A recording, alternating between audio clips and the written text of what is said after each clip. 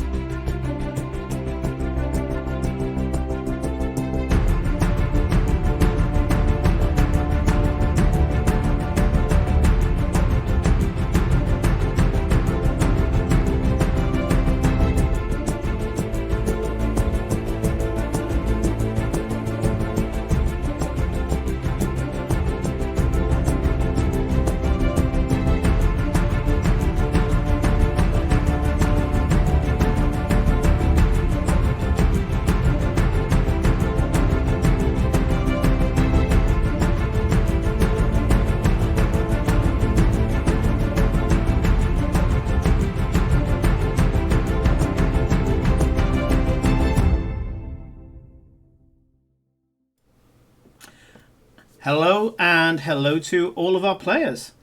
We don't have Kate today, which is why we're using my altered rig. And so we're going to be without our resident halfling. And yeah, get well soon, Kate. So. Well, it makes she's sense not in this, the game. She's playing Red Dead Redemption. She didn't feel up to it today. That's it. Yeah. Right. Hello to Scornfuse and to Hermit. Right, so when we left off last session, everybody was in the Duskhold, which is where most of them still are. Well, actually, no, sorry, you guys came out of the Duskhold, but we are going to go back to the Duskhold because we've got something to do with Rodrigo/Aiden. Hello. Because whilst the others were looking into the dark and dangerous research materials that the Duskhold we might want has some of the devil. Bye.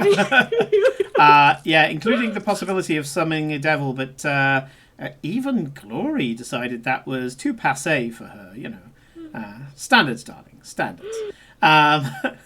Also, it's a little too much like excellent, and well, you don't want to be associated with that basic bitch. The guys are finished. We did have a ending scene that we will pick up next session with Cora, and if anything, this is going to kind of exacerbate the fact that she can't get back from the Feywild. Last session, in order to scry past the demi-plane, which is the Duskhold, Cora had to let go of part of her mortality because a mortal has trouble scrying outside of their current plane of existence. A Fey, on the other hand, is part of the weave and the weft between the planes. They, after all, draw on the emotions of the prime material plane whilst they are in the Feywild.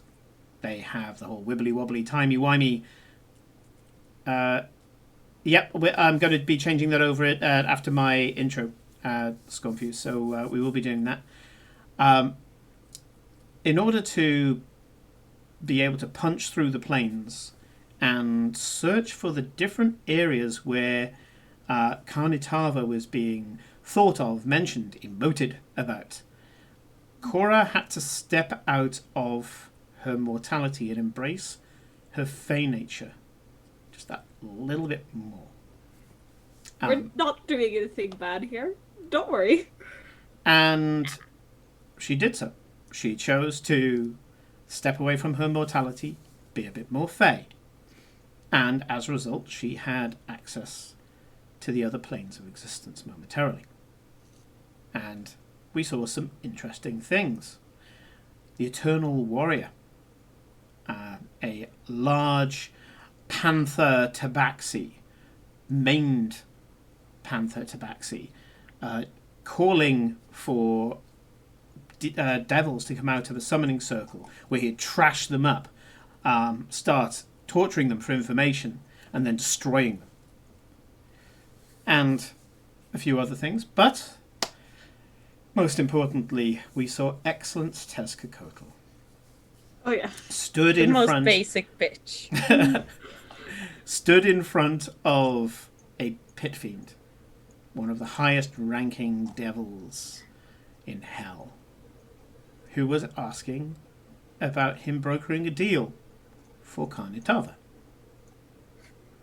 thereby linking certain personal storylines together. I always like that think tank bit where everybody gives me their backstories and I'm like, oh, how can these collide? There we are. As I say, at the end of it, when you went for your long rest, for your sleep, Cora had the problem of not being able to come back. A little bit of transplanar metaphysics going on, and that's something that we will explore next session. However, there was one thing that was missed out. Unfortunately, Rodrigo couldn't be with us last session, but thank you for coming today, David.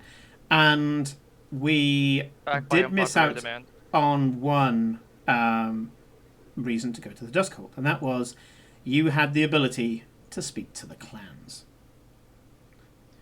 Oh, this is going to be fun. Okay, so we are going to jump back. Again, can we summon a devil? Thanks. So we're going to jump back I bring you all to the Dusk Hold. to what is now the commander's office. This was, I don't know what it would be. Maybe a study or something of the previous occupant. But it is opulescent. It is OTT.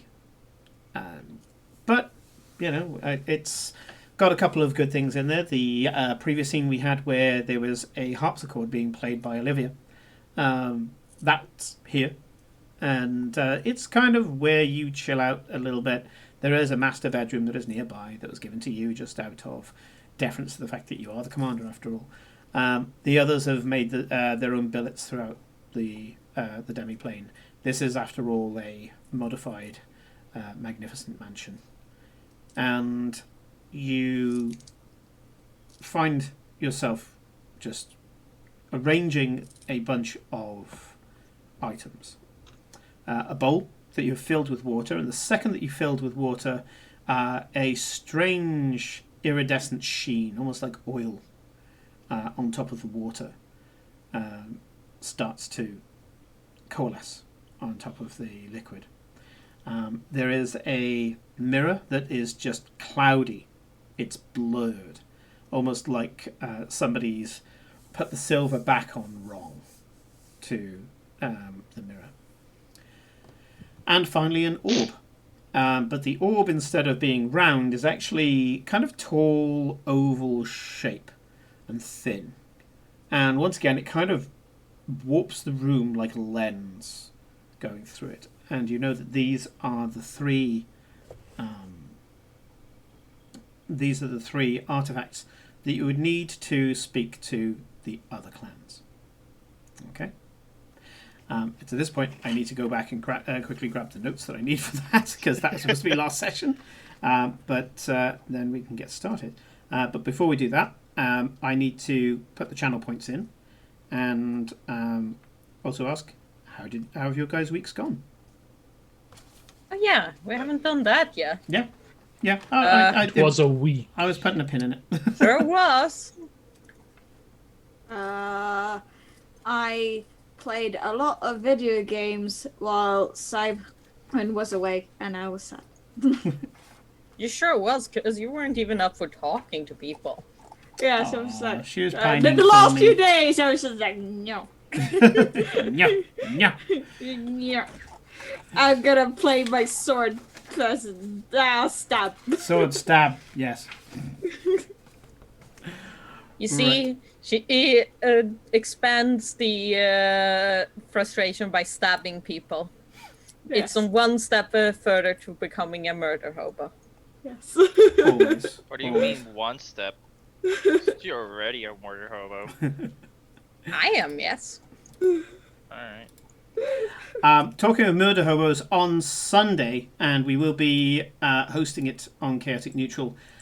Christy and the murder hobos from their Twitch stream will be doing a kind of murder hobo online con. And one of the things that Christy's going to be doing is a competition of taking a model, painting it in a certain time, and then they're going to be putting it up to vote, I guess, to see which one was done best. They were going to do a 4-color speed paint as well, but I think they're just doing that one. There you go. Cool. Right. All the D&D points should be up now. Yes. Nice. Okay. So. Wakes me an eye overall. I got my new screen today. I ordered a new nice one because I've been borrowing my brother's screen because I wanted to have 144 hertz, you know? Mm-hmm. I needed one, but my brother's was way too small. It was only 24 inches, you know? Like, tiny screen. So I bought a 27-inch. Yes. Remember, folks, Felicia those has extra needs. 3 inches always count. Text It knob does on so top of her much. forehead. Text knob. She knows what she likes and she has expectations. That's all it is. Yeah. It's very nice. I have screens. See, I wouldn't say that I had expectations up until the point where I got this lovely rig and I'm just like, it's mine. It's mine and I need it. I need it. I need it. I mean, yes, we have fairly good computers, and I think because we bought the entire thing, it's easier to upgrade as you go along. Oh yeah, it's so much easier. Like, next time you two have like extra money, we'll be looking into getting you better hard drives. Yes, probably yes. The hard drive is probably what I we're stick looking at. with my guru's recommendations.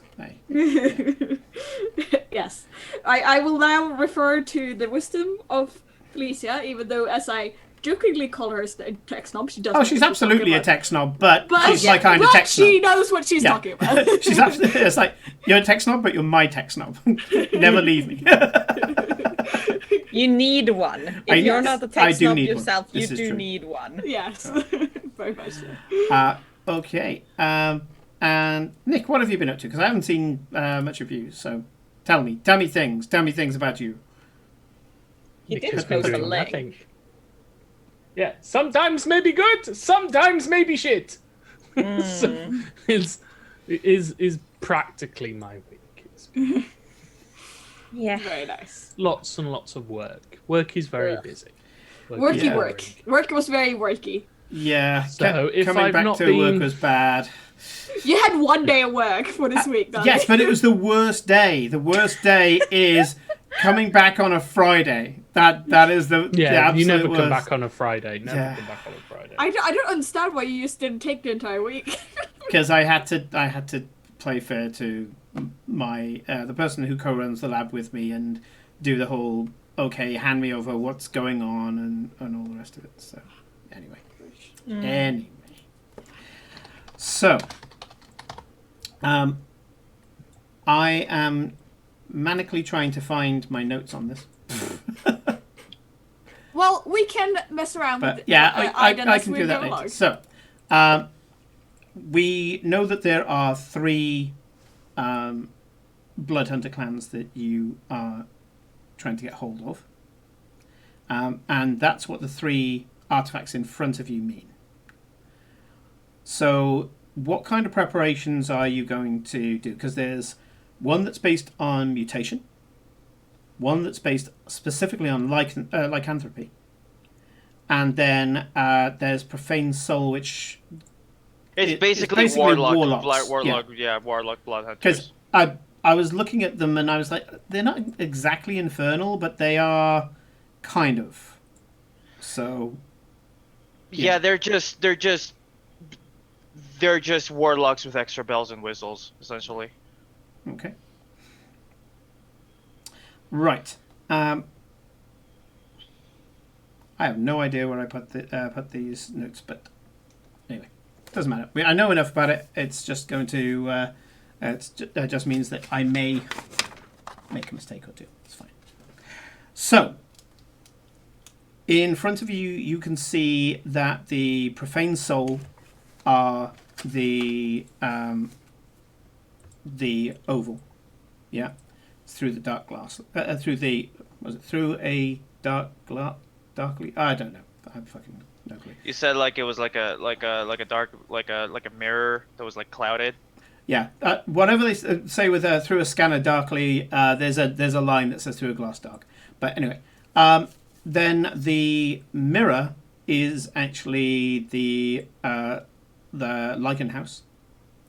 And then finally, you've got the house of the mutant, and they're the bowl. And the bowl has this strange organic smell to it. This musk, I guess you would call it. And you are going to be speaking to each one of these in turn. Which one would you like to do first? Oh God. Pick your poison. Okay. You know what? Let's start with the worst one right away. Let's start with the Order of the Mutant one immediately. Okay. Just rip it off like a band-aid. Just get it off. Get it done as quickly as possible. Okay, so did you say the House of the Mutant, yeah? Yeah, House, let me see, because I wrote the names down. House Blackdew. Yes. Okay, so House Blackdew, you know, are the... they are more transient. The mutants are not as disapproved of as the Profane Soul, but they are, whenever they end up using their powers, they freak everyone out. And yeah, they are more alchemists rather than anything else. And you know that they use a lot of magic to keep in touch with each other. So you take a very small silver thimble-sized, like a shot glass, dip it into the water, and with a sigh of resignation, drink some of the water. As you do so, you feel heady, wrong. Grape jelly and mustard, why? Oh, nice. And as this acrid taste fills your mouth, even your own breath smells like it smells like smelling salts. So as you breathe out, when you breathe in again, you breathe in part of your previous breath and just and your brain crackles. And as you do so, the iridescence forms itself into a shape, or into a scene. At this point, you know you can lift the bowl up because it's not water anymore, and you prop it against the wall. Where your table's up against the wall. Suddenly, this rheumy-eyed character steps in front of it. Hello? You can see what seems to be a half-orc. I mean, the way that she looks, almost like quarter-orc. So, very much there's you can still see some orcish heritage there, but mostly considering human. this is Order of the Mutant, the fraction division of what's coursing through their blood right now is quite the cocktail. Yeah. So, and she looks rheumy-eyed into it and goes, "Hello." You could probably get better ways to contact you that doesn't involve choking on something disgusting. Well, don't drink something disgusting then.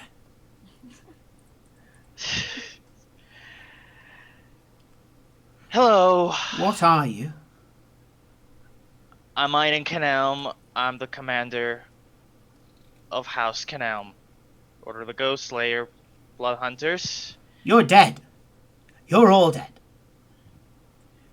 Yes and no, I'm not gonna get into the technicalities of it.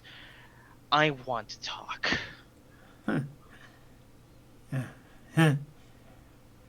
We're busy at the moment, Commander. Lots of things rising. There's a portent. Something wrong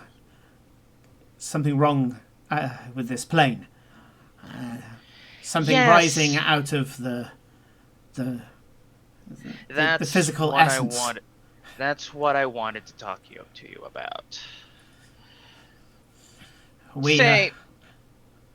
You don't dabble too much in demonology and the horrors that await in the distant planes of existence, but are you aware of someone called the Architect?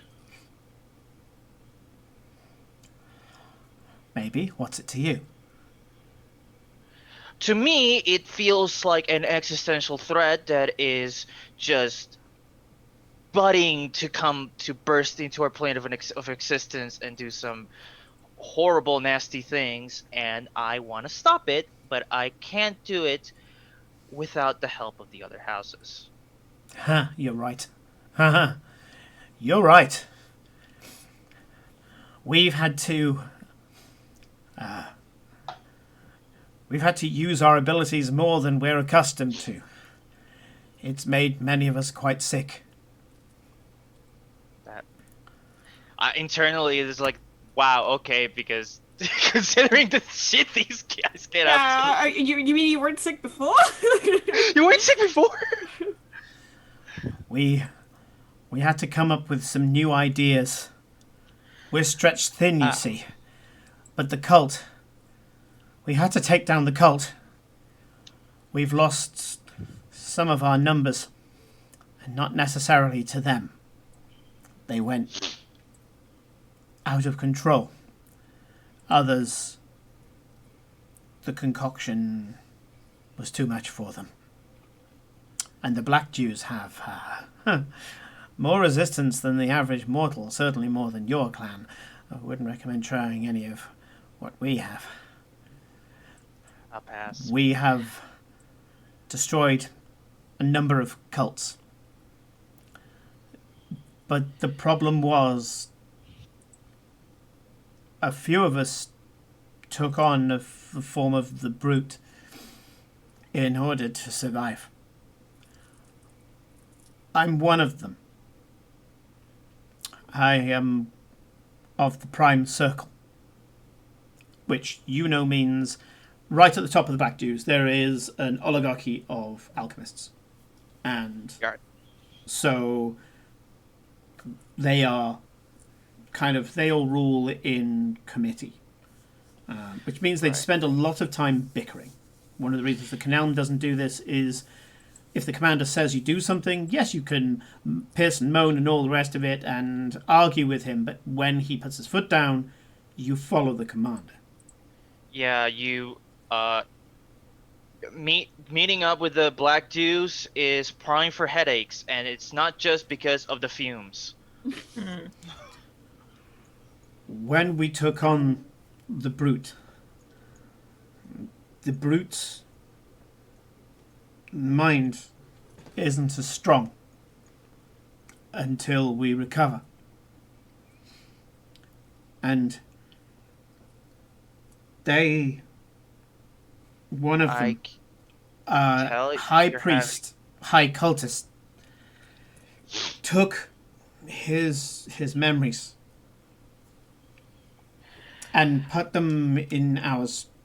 The brute care.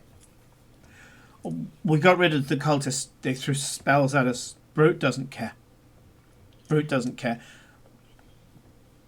popped them like pulling legs off a fly.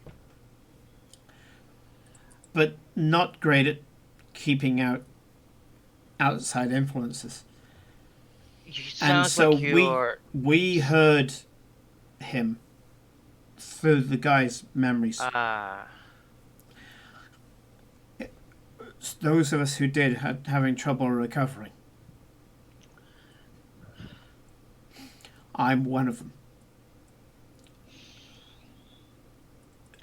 I will put you on to another of the circle. Oh God, this is like, yeah, my grandmother wants to talk to you. I'm just gonna pass the phone. But yes, Commander, we know him.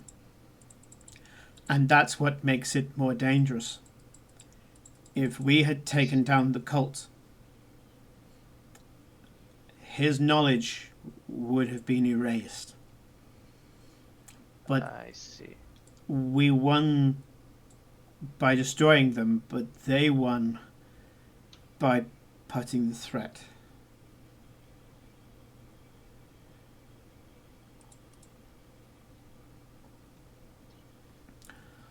We're deciding what the most responsible thing to do will be. There's spells that will get rid of, but I don't know how much of me it will take to. I see. In order to do it properly, being that I have agonized over the last week and a half, I believe that he is now everywhere. I think it is likely I'm going to wake up in a bed and not know who I am once we do the responsible thing. Right.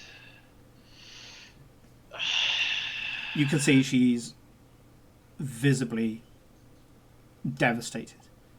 You can tell. Even though she's struggling to get the words out, this is somebody who's clearly quite eloquent. You've met many of the Black Jews. Not many of them are eloquent. Most of them are kind of the Jekyll and Hyde emo type of, basically mulling about black magic.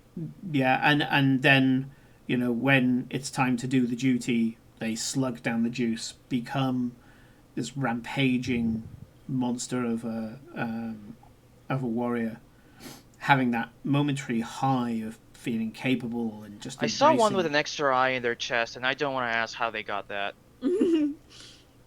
Yeah.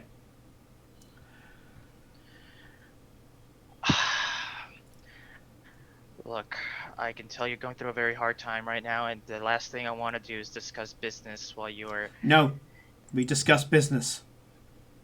The duty is. But it's clear. It's clear that none of us can take on this threat alone. I think it's time that we all stop working desperately. For as long as I am I agree, and you have my support. A question, Simon. Remind me again, it's been a while. How do you make, apart from like inviting other people to come with you, how do you get other people into the Dusk Hold? You can basically just manifest the entrance at a location that you're aware of. Right, I am aware. If you've been somewhere, you've travelled with the duty. Yeah. Okay. You can basically just reel off a bunch of locations and say, hey, which of the following locations that I have been to before are you closest to? Tell me when you'll get there, and the door will appear at dusk on that day. Oh, it looks like you won't have to take the teleport anyhow. I can just manifest the dusk hold at prime time location. But the problem is that it can only appear at dusk. Yes. It can only appear at dusk and dawn. But we're stuck here until dusk anyway, so.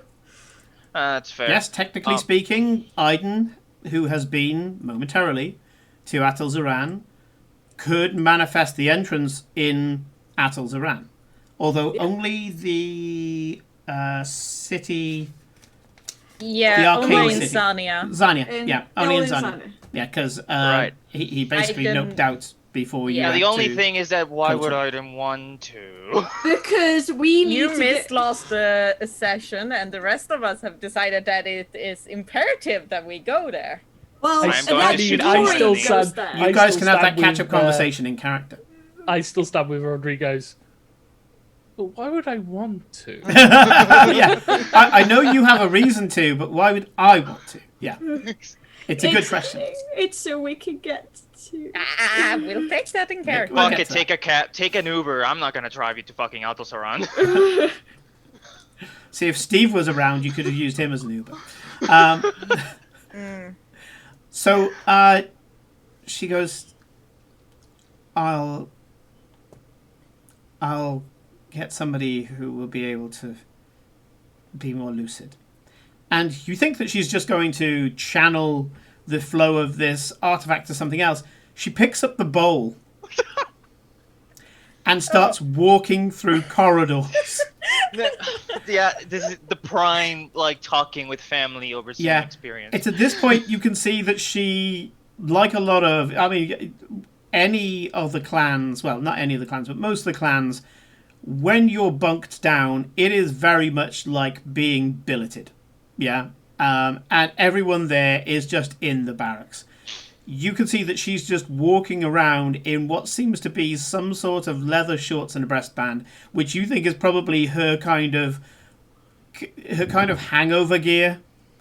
And so she's just walking through, and you can basically see like her armpit and like the side of her body and the corridor that she's walking down as she's got this bowl under her arm. Why does it look like that guy has an extra mouth on his forehead? Okay.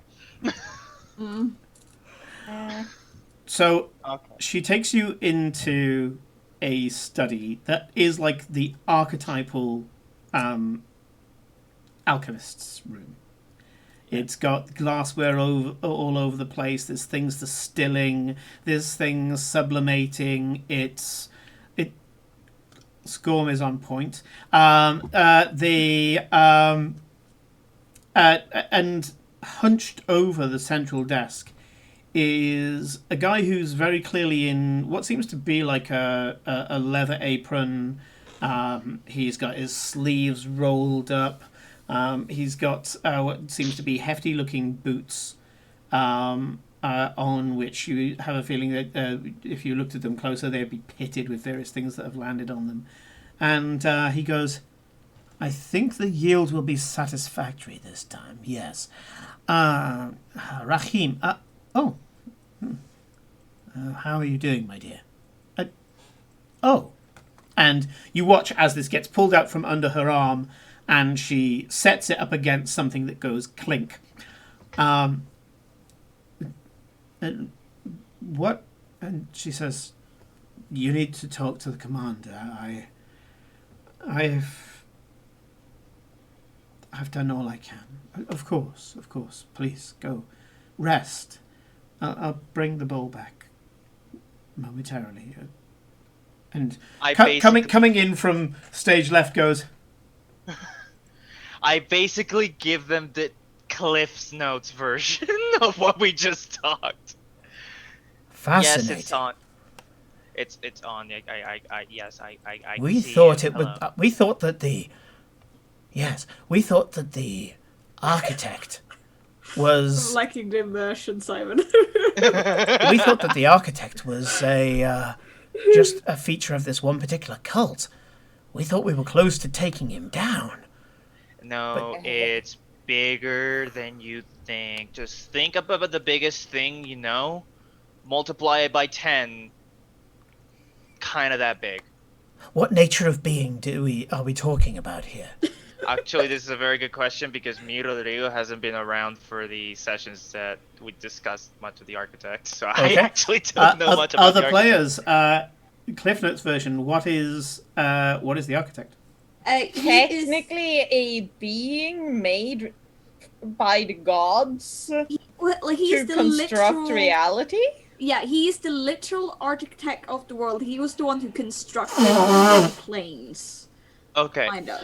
Yeah. So I literally tell them, basically think who the god subcontracted to make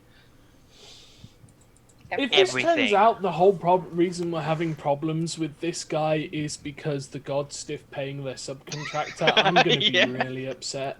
Yeah. Like, I mean, honestly, never fucking stiff your subbies, ladies and gents. That's it then, isn't it? We've been preparing for demons, devils, abominations, that kind of thing. What we're talking about is a mote of divinity. Essentially, and it's a threat that is both imminent, and unless we get together to try to stop it, well, that's the thing. A celestial being is a completely different ballpark. I mean, the things in the astral sea, we think of the astral sea as the residence of the gods, and certain other, like the Geth. But there are things that just float around in the astral sea, gigantic, terrible things. We're talking on that scale. And worse, if this thing has this architect has a mote of divinity, it means that they can draw power from us mortals in the same way that gods can. I dare say that he was part of the whole clubhouse when they were sharing the secrets of that. Yes, and turns out he is quite pissed. Yes. So he got taken out of the clubhouse, didn't he? Huh. Yes. Sure did. And like I was telling your associate beforehand, I think it's time the Blood Hunters stop working separately if we're going to face this. And yeah, I'm just gonna give the cliff notes. I don't want to take too much time for this. I feel bad. Well, it's fine. You weren't here last time, so take your time. Well, as long as the Circle are going to be respected, we've been considered to be somewhat of crackpots. Can you imagine? I really can't. That sounds terrible. I mean, we are scholars continuously improving all the way back from Ravensridge. Our original decoctions were rough, to say the least. Now we have managed to refine our art. We'll have an equal saying at the table, and that's a promise. Very well. As long as respect of us and our art is maintained, and it sounds like that you've already got one of our number. Respect earned. And we shall earn it, sir. The trials that we put ourselves through in order to protect the mortal world, you will see, sir. You will see. Good. I disconnect the call. I don't know how you would disconnect a Zoom call in a bowl, but you do it somehow. No. Aiden, that's mute. Aiden, that's mute. It's the other one. The other rune. Thankfully, you've been trained in this. You take the little silver thimble, drop it in the bowl after writing the bowl. Yeah, I did. The last thing I do tell them is that at dusk, the entrance to the dusk hole will appear, and we'll continue discussions in person, hopefully with the other houses. So, sure. Yeah. And he goes, yes, we will send a representative, one that can speak for us all, for brevity's sake. I'm glad to have you on board. Take Fantastic. Care and, well, please plans unite. Good luck speaking to the others. I know they can be somewhat difficult. You drop the thimble in the bowl, and what is a kind of miasma where you're seeing this through suddenly goes bloop, and it becomes water again. As soon as that happens, Aiden rushes out of his desk, literally knocks the chair down, and goes to the bathroom to fucking, throw up. Because that was awful. That was really bad. yeah, it's horrible. It's heady. But after you've had a few drinks of water and things like that, you're starting to feel slightly better. And yeah, you're all set. Okay, I think I'm gonna wake up with a migraine tomorrow. Okay. Who's next on the list? I'm actually going to get the list. Okay, so do I want to talk to the furries, or do I want to talk to the no, we're totally not making deal with devils, I swear? Yeah, I'll deal with speak the with us. I'll deal with the lichens later. I'm gonna contact House Duplantier. Okay. Order of the Profane Soul. Okay. I just got this little mental image in my head of like Aiden sat at his desk and he's got like a little Rolodex straight out of like the 1920s that he just sort of puts a little pair of spectacles on the end of his nose and just sort of starts flicking through all the different cards and he's like, order of the Profane Soul, and picks out this beautifully like American Psycho-esque like business cards like business where it's card. like, you know, it's eggshell. Oh god, it even has watermark.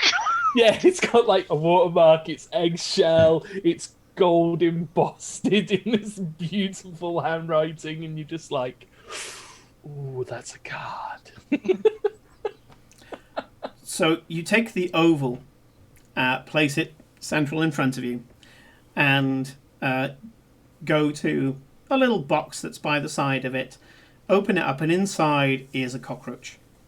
You pick up the cockroach. Put one hand on the orb, this big, oblong orb, and crush the cockroach in your other hand. Flicking it off, suddenly the room that's already warped by this glass suddenly just starts to twist, and as it does so, becomes a completely different room. And sat there is a perfectly manicured guy. I mean, he's like, you know, the full mani-pedi. He's got a beard a little bit like mine, only much tighter, kind of. Doctor Strange? Yeah, Doctor Strange, the patrician from Terry Pratchett, that kind of thing. A lot thinner, yeah.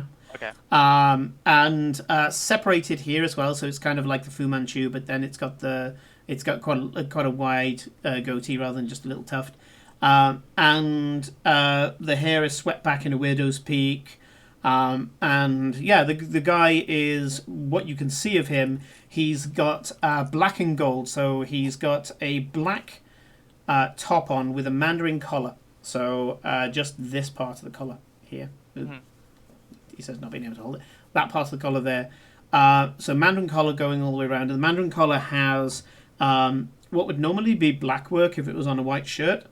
But instead, it's on a black shirt, and the black work is in gold thread. Okay. How expensive.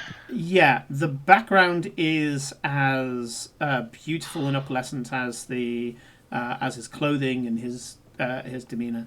And he says he actually cuts in and speaks first and goes, "Commander Canelm, I've been waiting for you." But it seems like your taste in fashion has not diminished. Of course not. I don't believe in hiding. So many of us need to, but I believe those at the top need to at least fly the flag. I completely understand. I'm just gonna cut straight to business. I'm sorry if I wander off. Introductions first. Kevin Duplantier, at your service. Aiden Canelm. You probably already heard about me, so I don't know why introductions are necessary there. You needed to know my name, sir. Point being, sorry if I trail off, sorry if I just stop mid-sentence. I had to talk with House Black Dew beforehand, and I'm still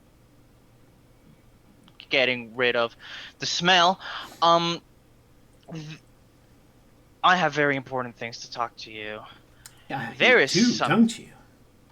something big and bad is going to happen soon, and if we're going to face it, we're not going to be able to face it alone. And you need the Triumvirate and our brokers to seal the deal. Something along those lines.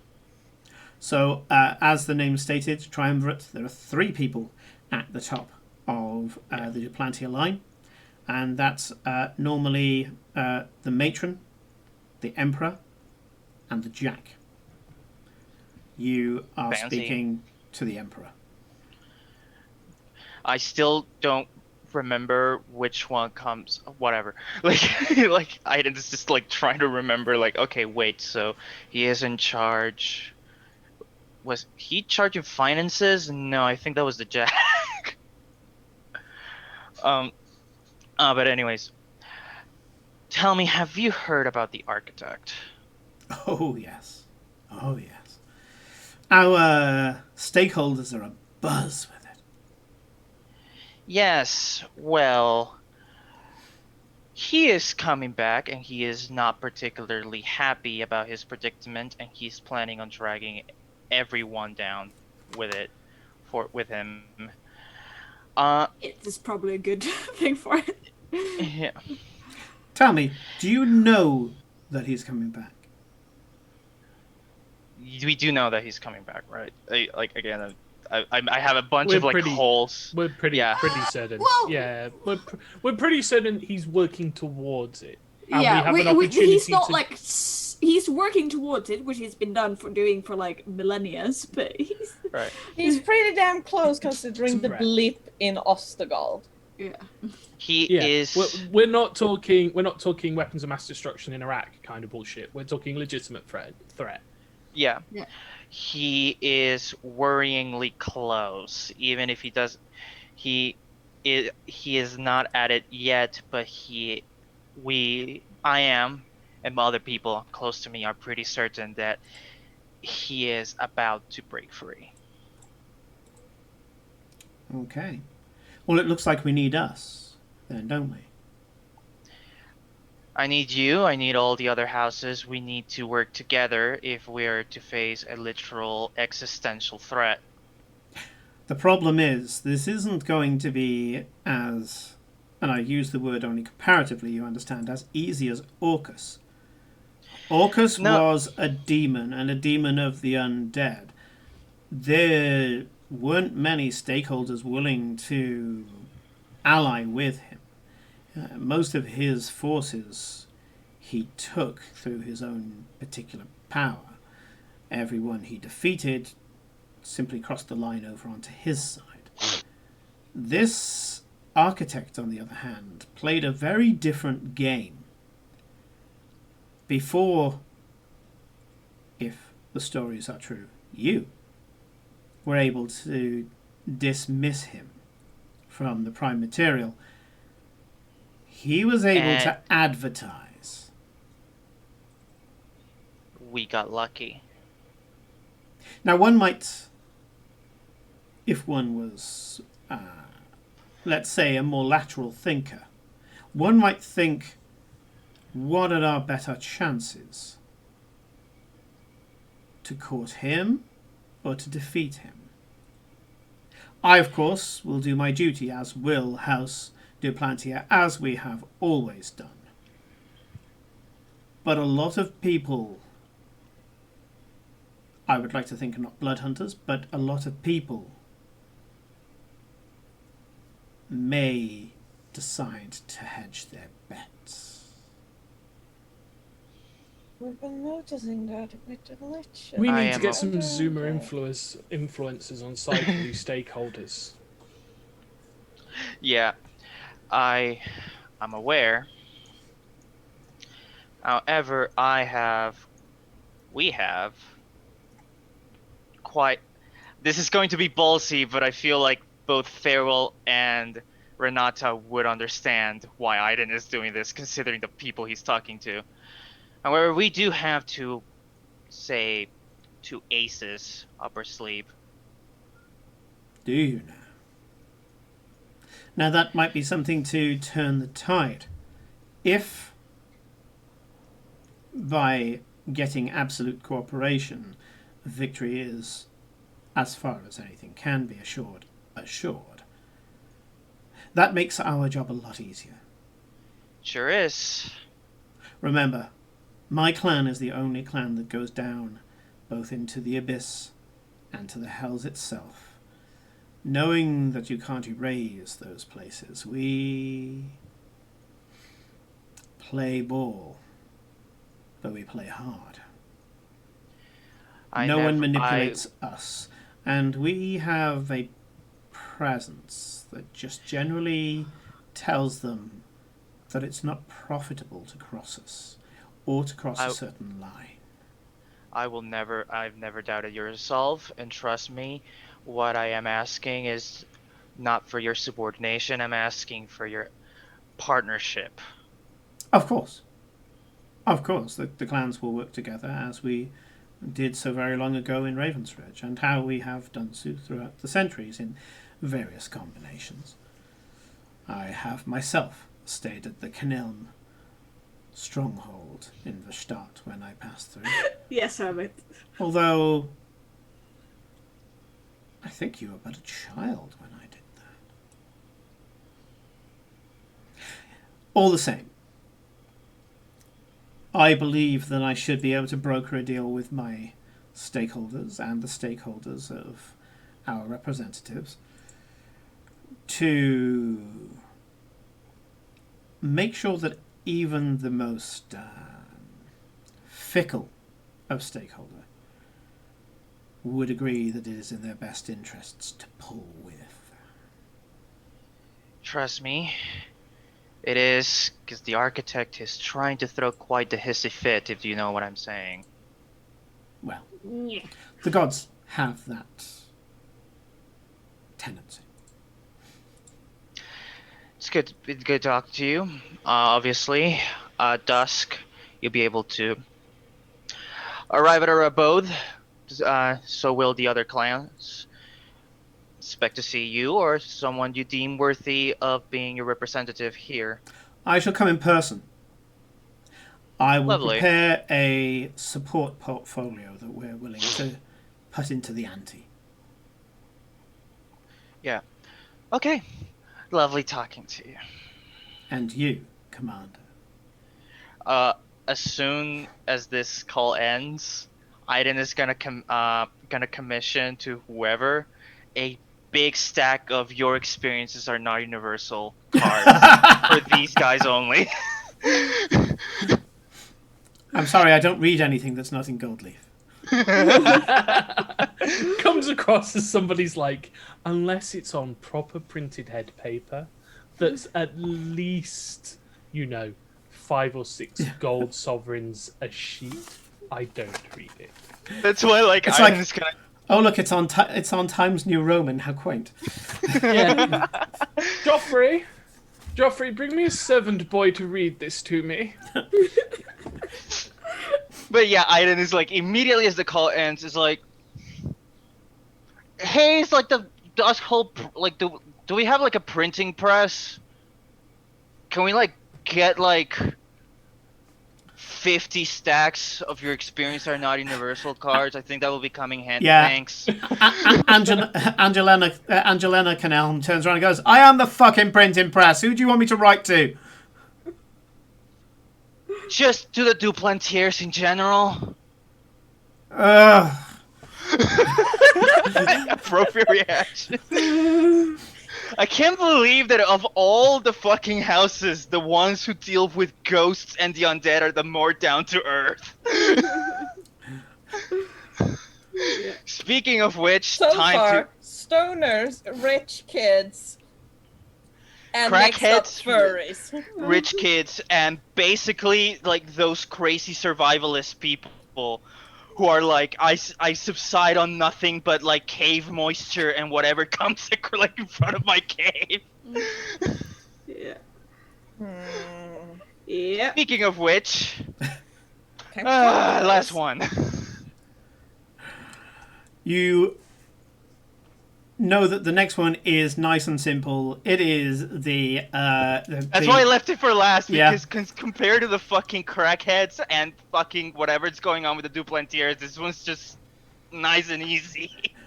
You get out a dagger, shunk, little nick at the base of the thumb, put some blood on the mirror, and the mirror goes from, as I say, looking like they fucked up the silver on the back to perfectly clear. It swirls for a little bit, and then you see mostly darkness. And then you hear a woman say, what? It's not dawn already. No. And a guy goes, no, of course it isn't fucking dawn. Someone switch off that fucking light spell. Some of us are trying to sleep. Oh, God. No, I'm fucking... Oh, hang on. And you watch as a number of items get removed from in front of the mirror. Oh, they have not used this in ages. Of course not. And Of course not. what you see, where you suddenly get hold of something and just cover up the bottom half of the mirror, is a squatting, completely naked hench bloke. Her suit, muscles upon muscles. This kind of squatting, completely nude Conan the Barbarian type. Yeah, of course. As he looks in, you can see he's got kind of like this ruddy skin. You think kind of like a dark olive skin, I guess it would be. And he goes, "Hey!" Lifts it up, thankfully, to head height, and goes, Thank you. "Hey, you're I'm just going to. I don't know. you're like us, aren't you?" Through... Yes, we're the ones who hunt things that go bump in the night, and I imagine you're the ones who hunt things that like to go quite feral in the woods, something along those lines. We got a mixed bag to what to hunt, but I mean we work with the Garandal Rangers, so they look after the big beasties here in Garandal, and anything that's out of balance, they send us in. All right, you're going to want to speak to one of the bosses, aren't you? Yes. Possible. Yes. Yeah. I mean, speak with the Yeah. Sorry, manager. this is his room. Talking about things that go bump in the night. We only came in here for some privacy. But yeah, I'm pretty sure I can find him. He's probably not legless yet. Hang on. Puts it back down on the floor, at which point you're like, oh, fuck. And walks off. Steps out of this. When he opens the door, and you can just about see a sliver of the door, you can see canopy. And you're like, you're up in the trees, aren't you? You've got your fucking... Yeah, you're in an Ewok village, aren't you? Yeah. And he walks out, and you can hear him in the distance going, "Oi! Yeah, someone's calling you! Calling you! On your fucking mirror thing! Oh, I love this. Your mirror thing! Just fucking come up here!" The little bit of the kind of balcony that you see outside the thing goes poof, and this giant hulking creature kind of looks in through the door, and what you see is like a large tusked gorilla. Yeah? So Right, a gorilla, but with yeah. two large tusks that come up. Oh, it's Rajang.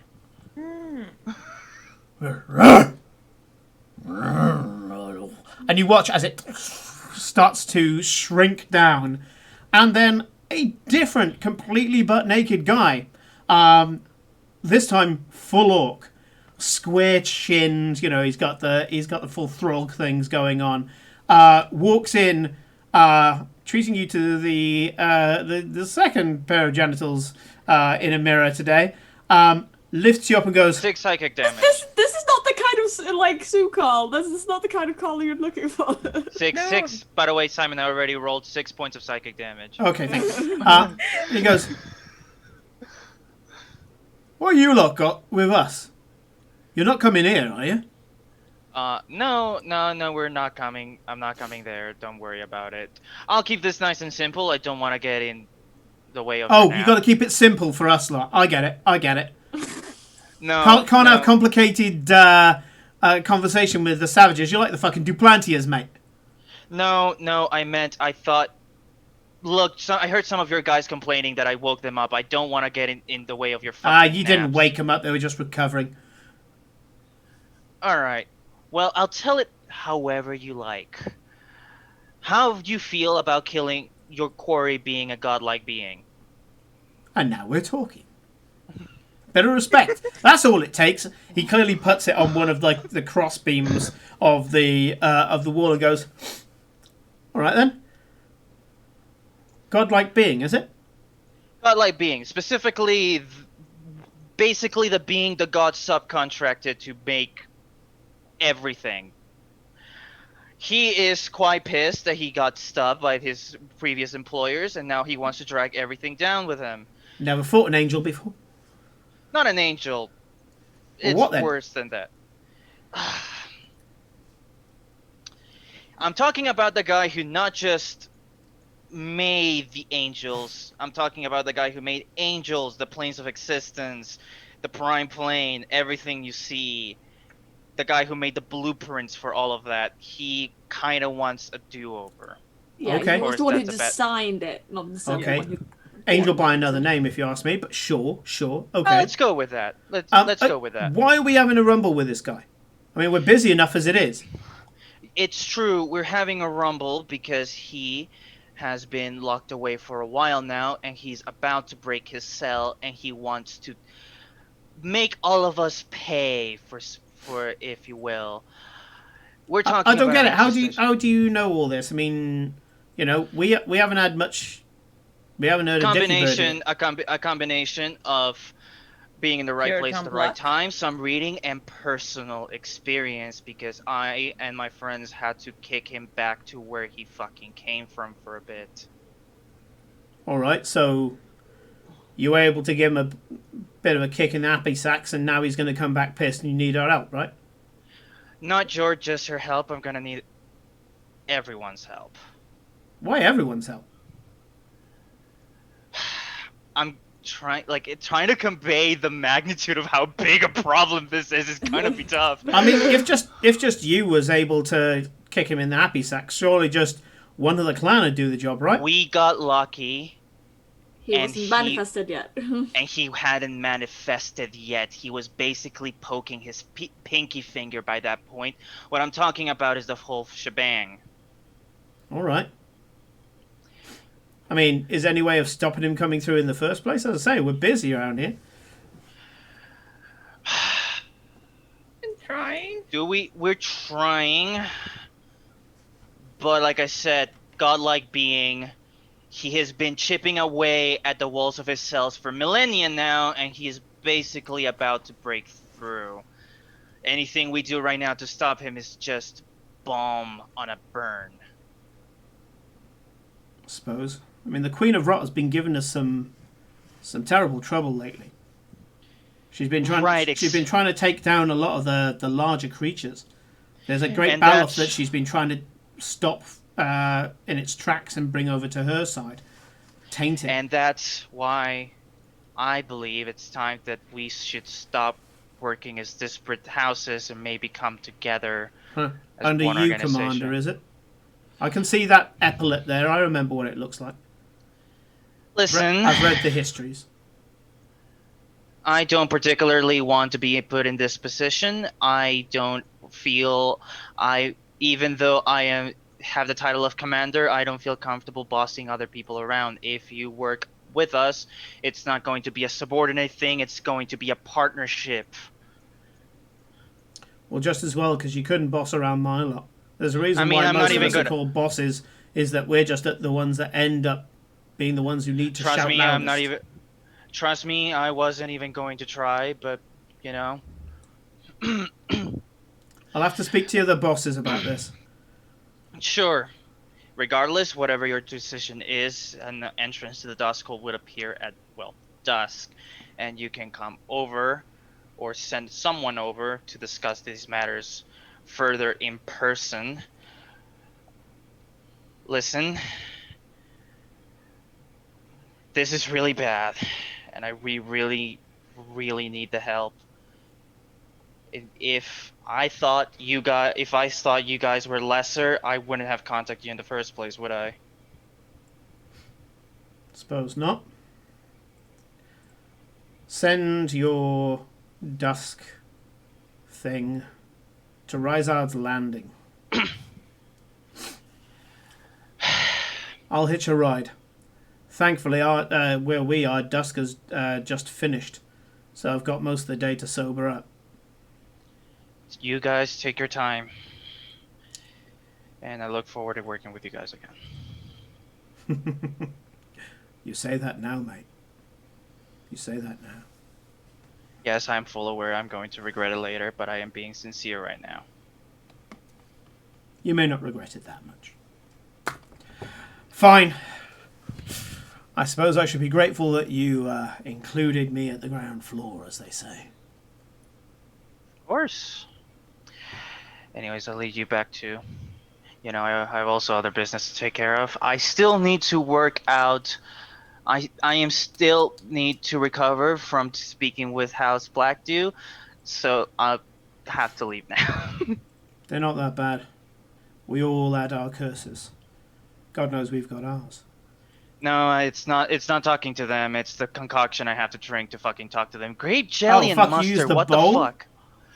Yes, I had to use the bowl. Oh no, mate. I'll send you a ritual next time. Yeah. And with that, and with that. Yeah, 20 cc's of mouse blood and 4 sticks. You'll be fine. Yeah. And with that, I think Aiden is done, and he is going to basically look for painkillers. And he's going to down some fucking painkillers. Valid. As you shut it off, he turns to the naked couple that has clearly been fucking on his bed and goes, he fell for it. They used the fucking bowl. And they're laughing as you switch off the mirror and smear your blood over the mirror.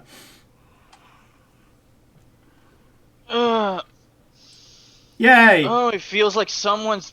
Those are your allies. I feel like someone's fucking, violating my head with a fucking ice pick from the inside. Oh, God. And the moment you step outside, you hear Glory tell Eclipse, "No, Eclipse, we are not summoning a devil." Oh, jeez. At least not without preparation. Oh, fuck. For fuck's sake. Because Aiden didn't turn up in that scene, Aiden automatically passes a stealth check to get to the kitchen. Thank you. Yeah, roll a D. I know I wasn't there. Yeah.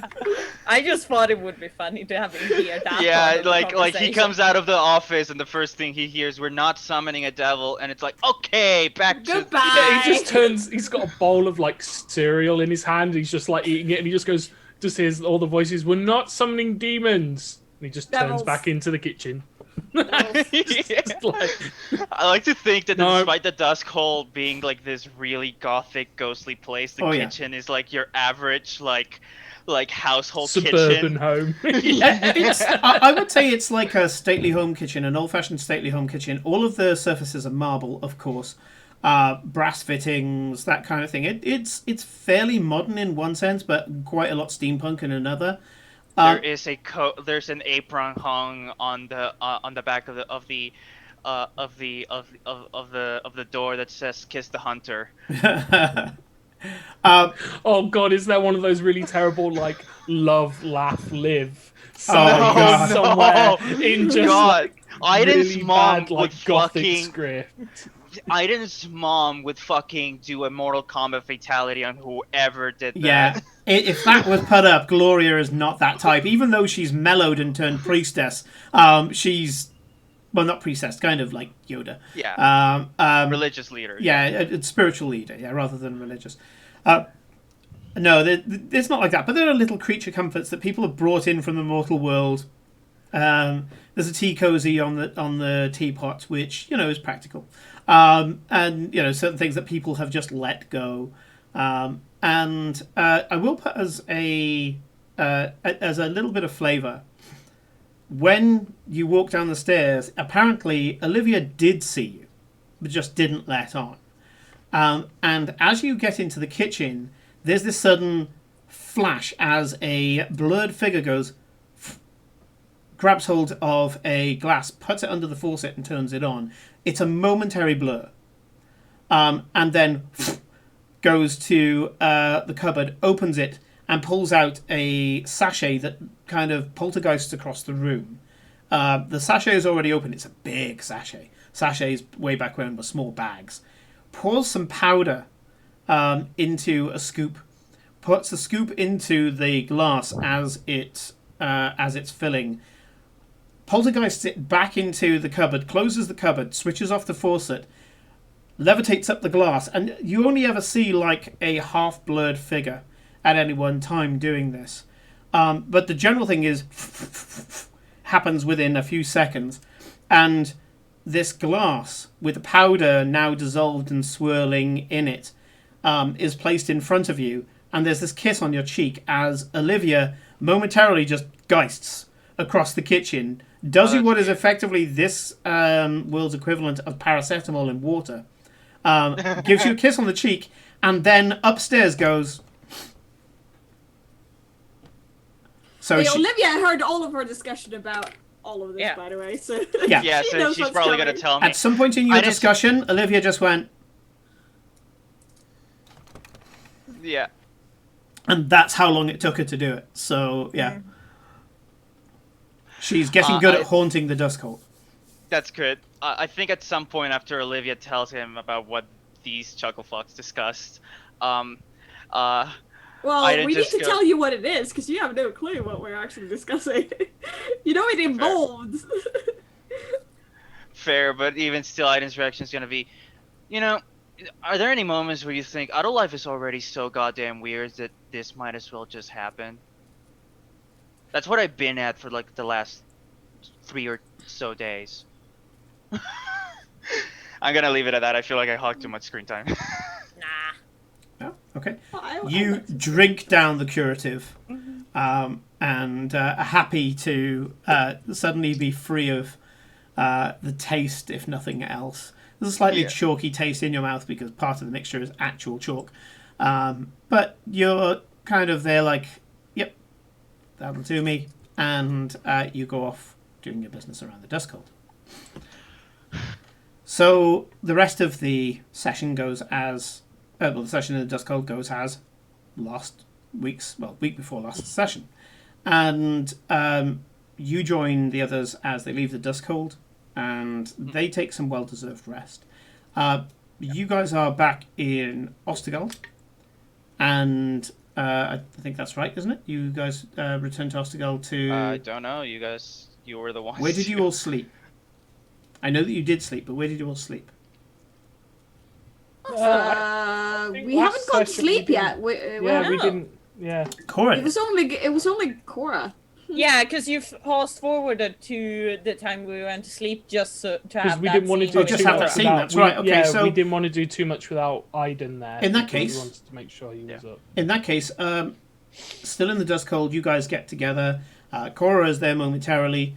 Where are you going to open the door? TikTok people.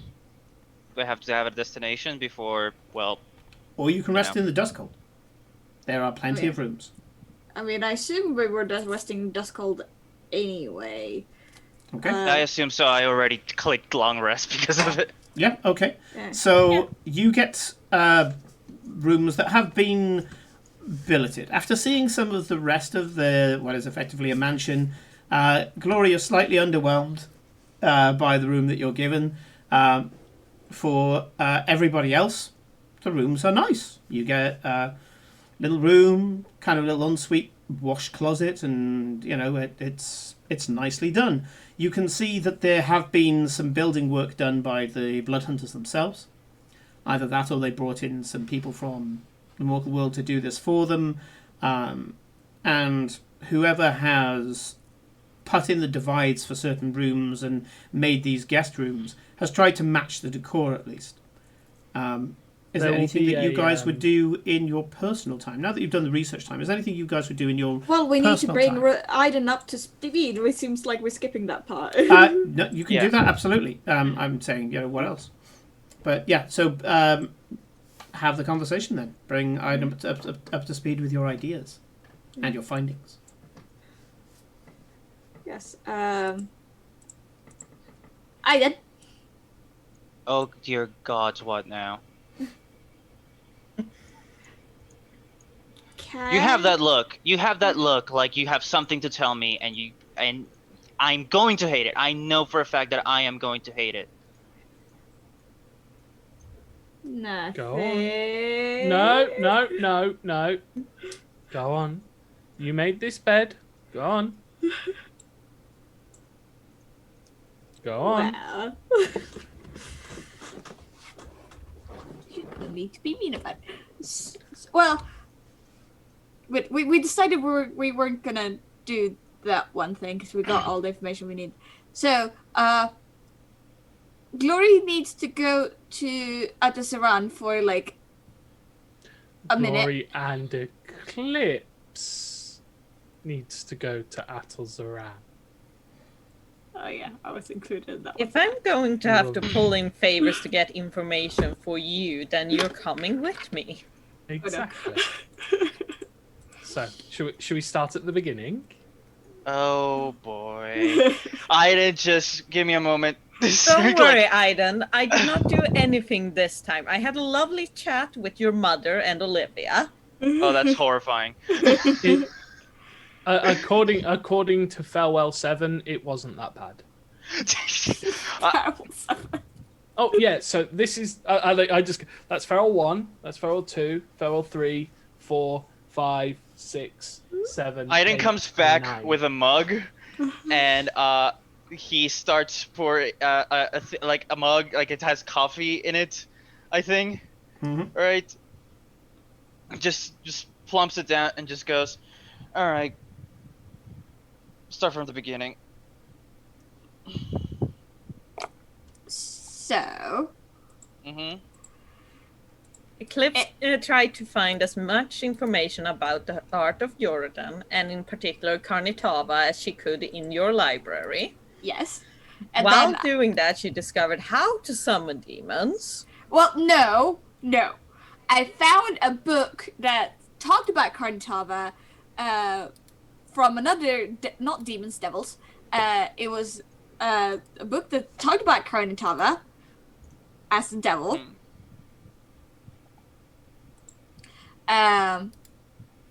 And essentially talking about her whole deal, but there was also some information of if you would like to summon this devil again, because you had more information, you could do that. I went and asked Farewell if we could do that. He said no. I went and asked Glory if we could do that, and she came up with a better idea. So we used... Okay, question. How bad of an idea has to be that the better option is for us to go to fucking Atel Saran? Summoning a devil. Yeah, okay. We are. I mean, I'm not saying we're not high prepared to make a deal with the devil. Oh my god, no, the bar is... I wasn't. You guys are making it sound out way worse than it was. Yeah. The bar is that low. The bar is at the bottom of the 9 hells. What the fuck? And I won't lie, we are literally lifting our pinky to get over the top of it. But we're not risking the fact that Eclipse would, sacrifice somebody else's soul to get the information that she wants. So what we did is Cora did a scrying spell to on Karnitava. We found out that she's not in the 9 hells. She's somewhere else. She's being imprisoned. We did some investigation on my jars. The jars are weird, and basically Eclipse has been carrying around the living yet not living remains of a devil in her bag of holding this entire time. Yes. Oh, lovely. Mention the necklace. Oh yeah, And she had a necklace of compulsion that is telling her what to do. No, it's a necklace of destiny. It's a necklace of compulsion. It's a necklace of destiny. These guys are just... You'd be surprised on how often those things are the same. I don't know how Simon, I don't know how forget how like the dust cold works in terms of its like wobbly, you know, like changing aspects. Mm-hmm. But MC Escher-ish. Yeah. Yeah, Aiden is definitely. basically gonna go like mentally is gonna go, okay, no more library access. And You just watch farewells 1 through 5 disappear as they immediately go towards the library. As they're like, but we're not finished. no more library access, no more books for you. And lastly, and I don't know if Aiden told him, but still considering the people he's talking to, right? No more reliquary access. Right, like where they keep all the weapons and possibly cursed shit, you know. There's cursed shit, and then there's the armory. They're two different places for obvious reasons. And yeah, so the reliquary is down by the brass heart, which is where your mother was for a long time. Yeah. For a while, she powered this place.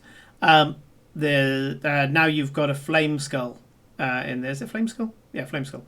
That's down there that's currently powering the place. It doesn't take a huge amount of power. It's just that little bit of topping up the battery that you need to do from time to time. And still, like Aiden is like, okay, no more books, no more reliquary, and so like with his weird commander presence uses it to like basically seal this area off for these guys. yeah, in your 5 PS1 pixel farewells just banging on the door going...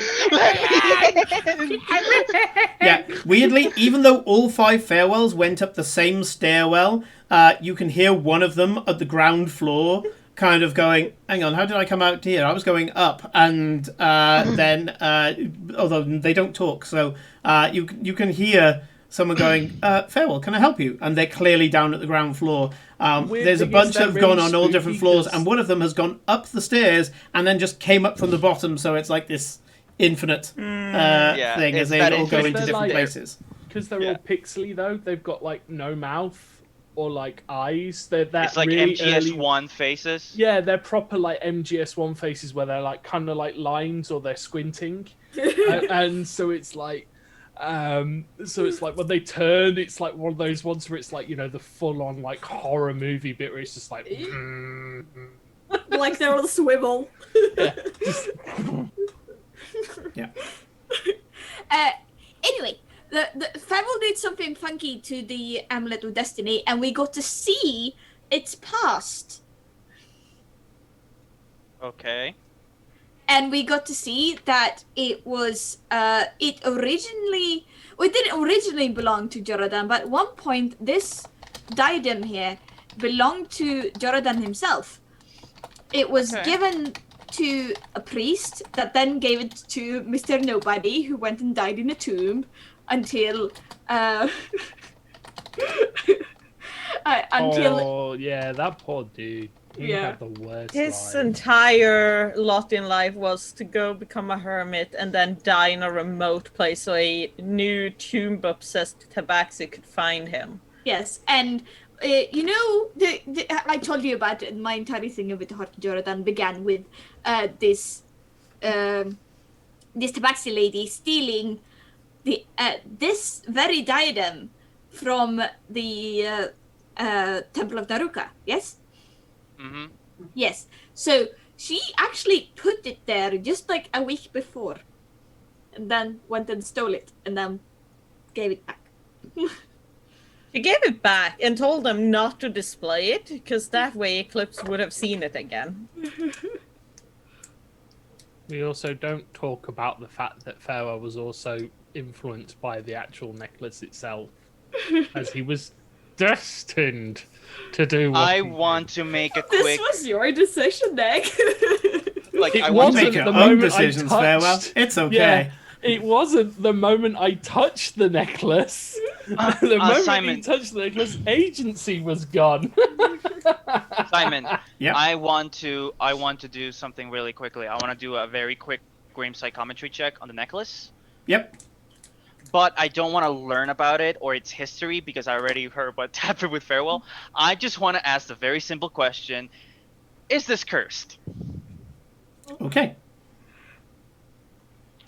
Is it harmful to Eclipse? It's Grim Psychometry. Grim so Psychometry, literally, the only question is it cursed? Arcana. Yeah. Oh, would you look at that? A natural 20. It's not cursed. It's alive. Yes, we did learn. Farewell that. did know this is a part of the once living gate, which is a part of Valeria Karen, which used to be a gate between the worlds, essentially, right, Simon? It's not part of Illyria canon. I don't want to claim any of the IP from D&D. This is from D&D 4. The Shard Mines, the Living Gate, it all comes from D&D 4. Okay, yeah. You already heard, like, Simon already heard the fucking lawyers, like, prepping up. Wizards is gonna kill me! Somewhere there is a Wizards DMCA lawyer just going, I smell copyright infringements. Yeah. So I've inserted it into Illyria canon, but it is actually D&D 4 canon that the Shard Mines exist. If anybody has any old D&D 4 books, I think it's Dungeon Master's Guide 2 or 3. No, Player's Handbook 2. You'll have the Shard Mines there. They are wonderful. Bed here, they're under the bed, okay. But yeah, they're a wonderful race. Really good. Easily Googleable as well, so... So yeah, this is a part. It's a part of a shard mind, or it is a shard mind, and its name is G. Z. XI G. G. Its name is G, and it's a shard mind. All right. Technically, it's there, not its. Yeah. They don't have gender. It's an object. It's not. But it's alive. Still a sentient thing. Technically speaking, they don't have sex, but they do have gender. They can choose gender. Well, for me, currently it doesn't have enough mental capacity to anything then to be an object. That is very true. This is the very smallest base of Shard Mind, to the point where its name is a single word, a single sound. All it can say is, "I am she." That is all I'm trying to say is that in 6 months, where that thing suddenly finds the rest of its shard mind and decides that it's going to devour the entire universe, you're not going to be its friend because you called it an it, whereas the rest of us, we don't die. We either get to die in the first wave because we said there and gave them some personage, and as such don't have to suffer destruction. Or so you're the one who are complaining about me like personalizing stuff and me calling it because it's an it's an object. It doesn't have much mental capacity. Let's stay on Just topic. saying, our luck says this thing is about to become whole again, and we are fucked. Oh, cool. I just cool. The shard minds are very elusive and. I am likely to find one here. Also, that would be an entire different campaign. Fascinating pieces of divine technology, if anything. All right. So how does this all tie to Altasaran? Eclipse wanted information on the house that Karnitava belonged to in the Nine Hells, and I only have I can only look that up in. The history text we keep back home. Not something you'd find in any university. Yeah. Specifically, you wanted to look up the pit fiend that, what I've got here, you wanted to look up the pit fiend that Excellence was speaking to. Yeah. Yes. I mean, and also Excellence, Glory needs to click to lord over Excellence that she knows what he's doing. So. Oh, yes. During Cora's lovely scrying session, she came across my cousin being pathetic. There is that is one something thing we can use. I thought I should float for us to consider. What's this idea? Are we going to have to do a Karnitava jailbreak from wherever she's hidden? Well, I'm pretty sure Carnitava is this. Do we hold up a jar. want to jailbreak Carnitava? Well, I believe that's part of the path. Though then again, considering that she disappeared before the jars were given to the generals, it is fully possible that she inflicted this upon herself. Yes. Deliberately put herself in jars? Yes. Yes. In order to facilitate the ritual that would be needed to imprison Jordan for, well, until someone could cleanse his mind of corruption. It does have that storybook feel, doesn't it? It does, and I can safely say nothing ever good comes of turning yourself into a living key and splitting yourself into multiple pieces and spreading them to the four corners of the universe. Nothing good has ever come of that. No. I just But she's a devil, remember? She's a full-blown succubus. Yeah, I'm trying not to think about that too much. There are, rules. Yeah. That even I'm bound by. Yes, I wasn't saying bring her back to life or anything like that. We might have to if we get all of the jars together and she actually is the jars. I kind of wish we could just open one of them and ask, "Hey, are you Carnitava?" Well, you're more than welcome to ask this bit of Pope if it's Carnitava. You don't know what's in there. You've opened none of them. It's a clear jar, isn't it, Simon? No, they are. Each canopic jar is an opaque ceramic jar, and each one has a different figurine on the front. Each one of them seems to be various forms of tabaxi. So, where does that leave us? Sadly, and I can't believe I'm saying this, but two birds, one stone, Adolzaran would be useful, as there are stuff I'd like to have a look in their library as well about the architect, and you see the other 5 farewells sort of march back in. They do that weird thing where they sort of get you access to the restricted section if you were willing to write a blood contract of not hurting any of the books. Blood contract. I like it because to go into the Bodleian library, you can either read in English or Latin an oath, which is basically like a full-on ritual oath saying that you will not kindle flame within the walls, you will not, harm the books and all the rest of it. So it's very poetic. I had to read it myself when I became a member. You watch as the farewells like accordion into his back and like disappear. Are you sure that whatever you need to find, you can't find it here with unrestricted access or with someone else? Please don't go potentially, but I mean, as soon as he says potentially, I just give him access to the library again, like but just to him. I mean, I would usually send like 1 to 5 because I'm doing something else. Is it alright if 1 to 5 goes? Sure. Cool. All right, boys, and you just watch as like womp. 5 pixel farewells just like walk out of him and just go. Doop, doop, doop, doop, doop, doop, doop. This concerns me. Does this concern you? Not really. It's a efficient use of magic. I'm actually getting used to kind of being in more than one place at once. It's a little weird concerning. To start off with, because like there are moments, that is like, slightly concerning considering I've read similar in books of people who have split their souls, but Well, it's more like I can see you, but I can kind of almost see them, but I see them like either a little faster or a little slower than I see you. Very weird. Okay, and how much in trouble are you for using all of this time magic? Well, at the moment, I'm not seeing any tears or sensing anything, so... I would take that as a good sign then. I mean, from what I understood, on the level of shit that could get me in trouble, this is probably about an E. What I did with your necklace is probably about a C. So, to give you the scale of how much I was willing to help you, so, you owe me one. Yeah, because we kind of went back before the new order with that one. Yes.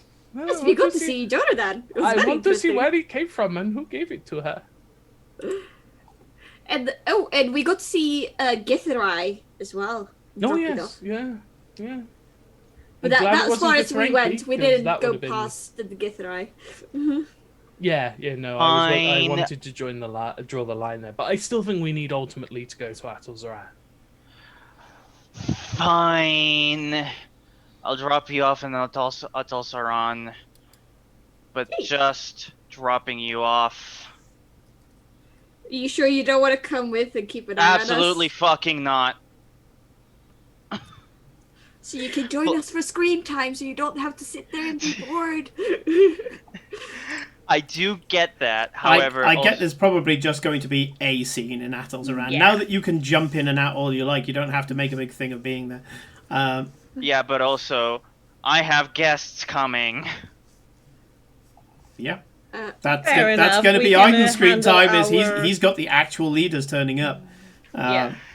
Yeah. We can Yeah, have so- our trip there while Aiden deals with his compatriots in the Oh, how undead fun. arts. Okay. Some kind of, maybe. Some of them just dabble into weird things. Yes, I believe Says the guy with the dead girlfriend. werewolves and alchemy, correct? House Black Dew, yes. I don't know what they get up to, but I remember I saw one with an extra Oh, I've eye heard on some his of the chest. girls talk about their concoctions sometimes. Apparently, they're really good for bringing the mood up. You can say that. Anyways, I'll... Next stop at Tilsaran, I guess. First be of there all, in the you dawn. guys all need to take a long rest. So as you do so, Yeah. Nick, the farewells finish off what they need in the library. If there's anything you need to bring up with me later, we can kind of jump back to that and say, oh, one of the things I read up on was. So what I'm giving you is, until I believe that you've had enough, I'm going to give you flashbacks to Cool. you reading shit. General Nice. a law resource. Yeah. Yeah. So there's just they'll accordion back in. Yep. There'll be a moment. There's a twitch of the face as sort of the brain slowly sort of. That's a lot of things to take in at once.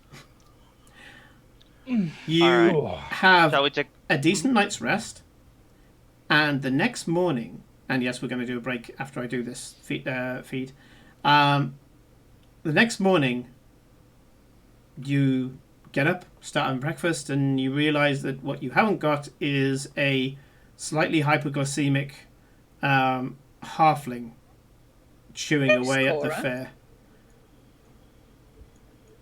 You She's I thought she was usually with you the guys. most enthusiastic for breakfast out of all of us.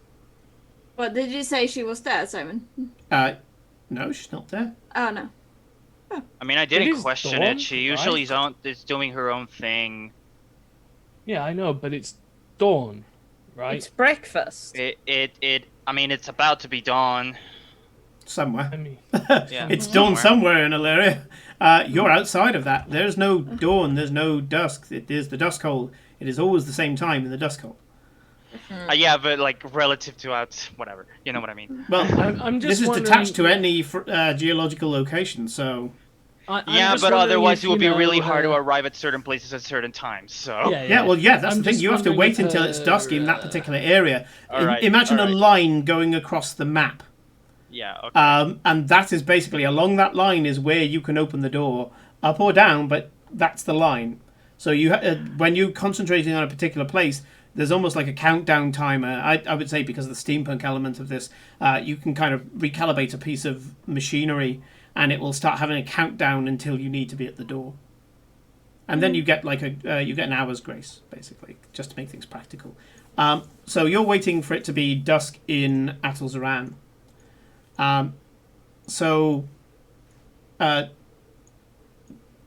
I don't know if you were about to go to her door or something like that, but there's a sudden and fluttering there is Eowyn. Oh, okay. Huh. Hey, farewell. I can lock onto you. Does she need the sun to get back? Is it a time thing? No. She's a bit late? It's more complicated. Oh, joy. Um, What did she do this time? it's a Fae thing. Is that what we're calling it now? Yeah, she's got Fae problems. Okay, so we give her some time for the fate problems. Well, when she Is comes that a back, euphemism for something that I don't know about? not being able to return from the Feywild because you're trying to determine that's what your you're talking immortal about. nature. Oh, okay. Right, Lovely. okay, so she needs Oh, time. right. She Oh, needs okay. time, She needs- alright. I'll have someone looking over her. Fae is something that we deal every once in a while. Well, Oh, she's there's not here. no She's body physically here. not here. Her body When is she in the falls Feywild. asleep, her Again. body disappears. Again, we have to deal with Fae bullshit every now and then, so I can have someone take a look out on her door or something along those lines. Sure, if you want to do that, maybe there's a way that they can do some sort of ritual to anchor her back here. But the short of it is, when she helped you out, she used a little too much juice. Okay. And in order to do that, she had to.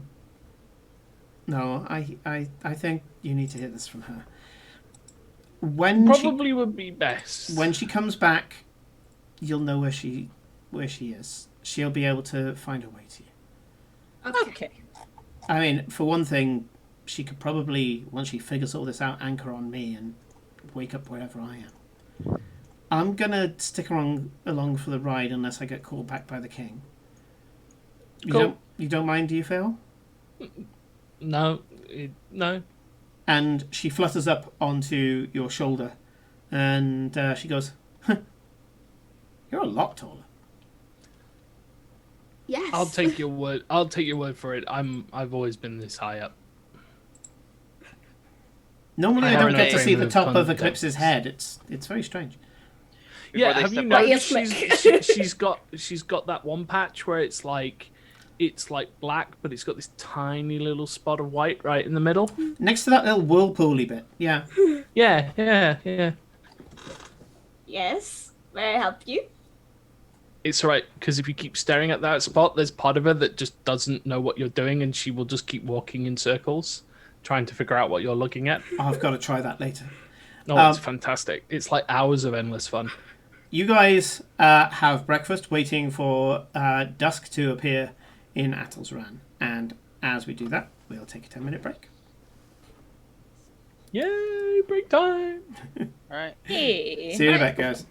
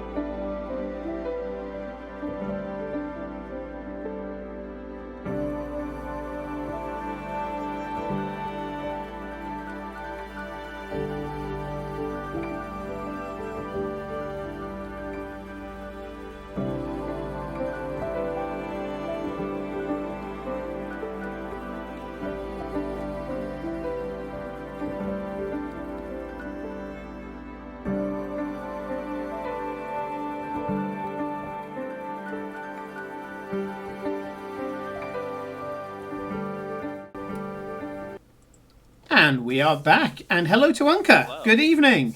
Well, Good good evening. good wherever it is, wherever you are. I need to have the clocks like they have in those offices. Kind of like I'll have Oh yeah, like Hermit Time and Unka Time and all the rest of it. Hermit Time sounds like a really good show. But yeah, so yeah, I need to get that. It's just a show where some guy sits at the end of a cave with a candle, making the shadows darker. And he's just staring deep ahead while carving runes into himself, and that's all the 20 minutes. That sounds like a really bad acid trip. It's like licking frog stuff. Anyway, when we left off, we had managed to catch up with time itself and go back over what Rodrigo/Aiden was doing last session, this session, which means we now have an hour of this It was the worst conference session call. left. It was like just conference call hell. Yep.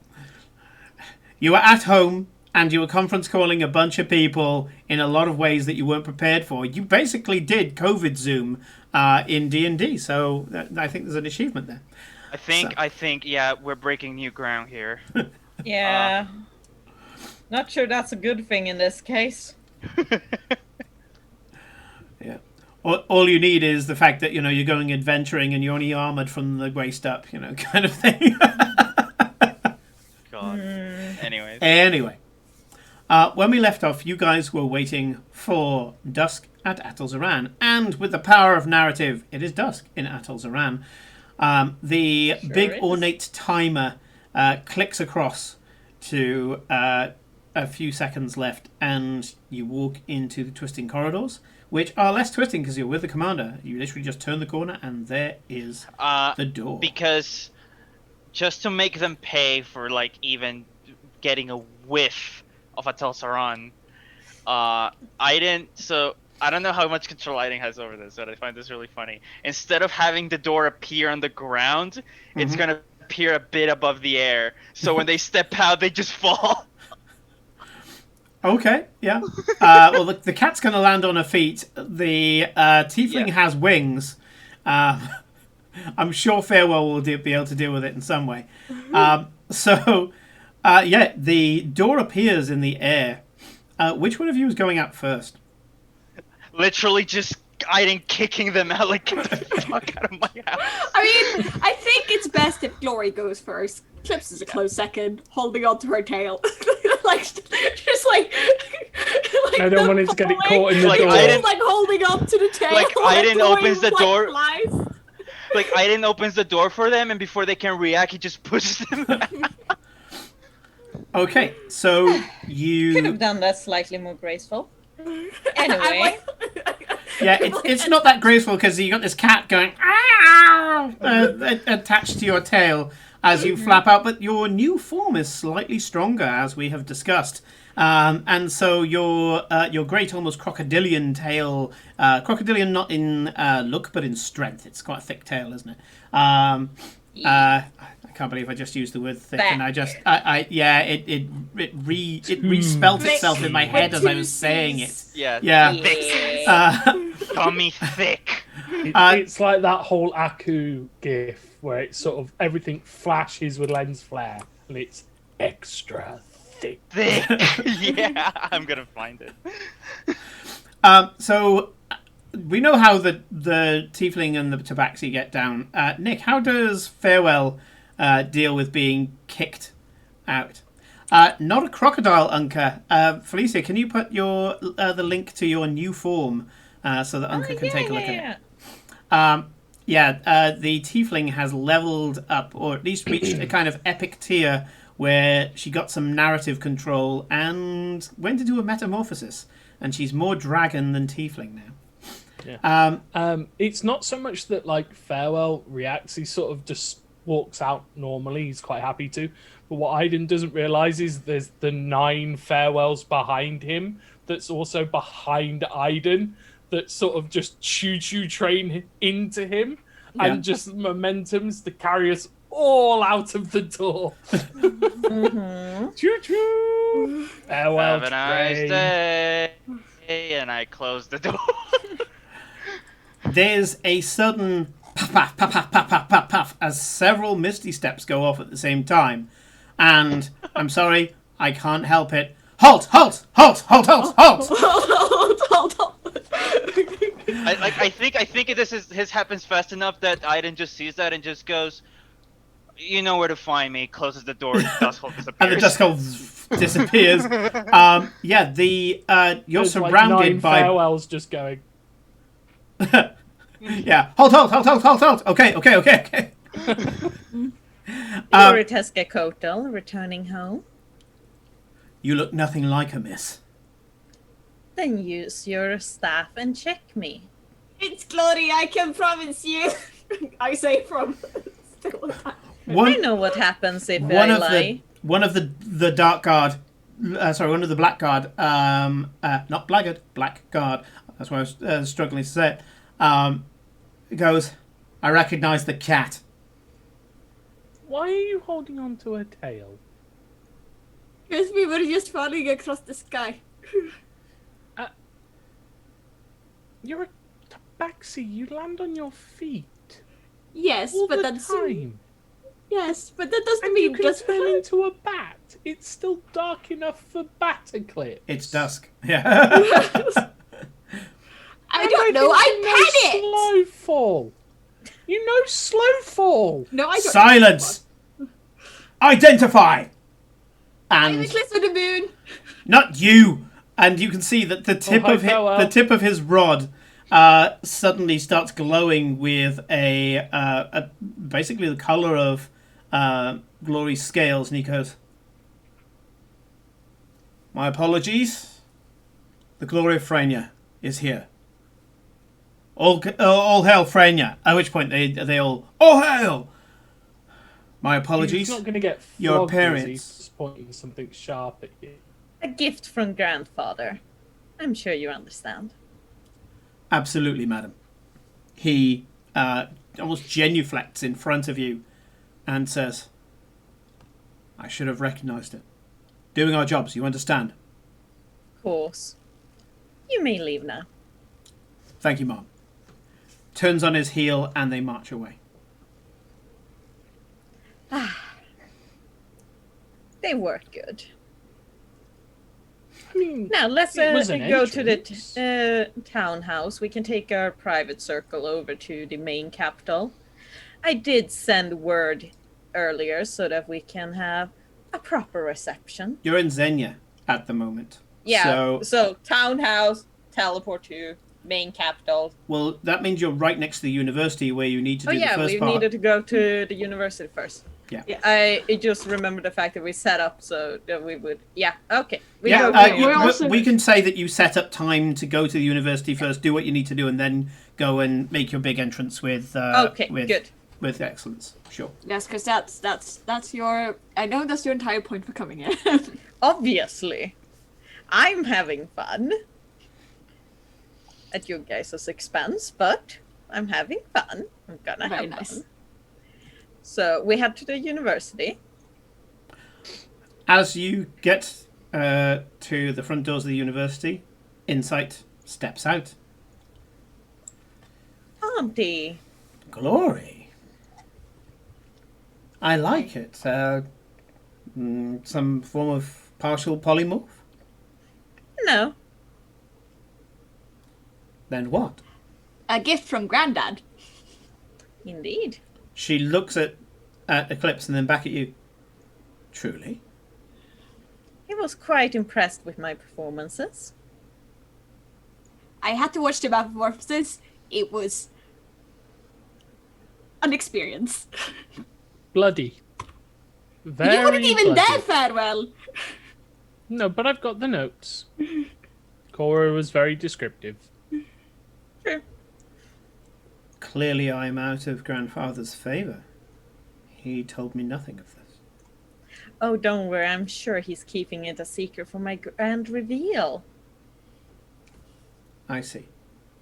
We're heading there at dawn. Some I'm sort sure of you'll game. join us. Grandfather will have his games. Okay, I will choose to believe that there is no insult intended. Yet you're here, not Kotal.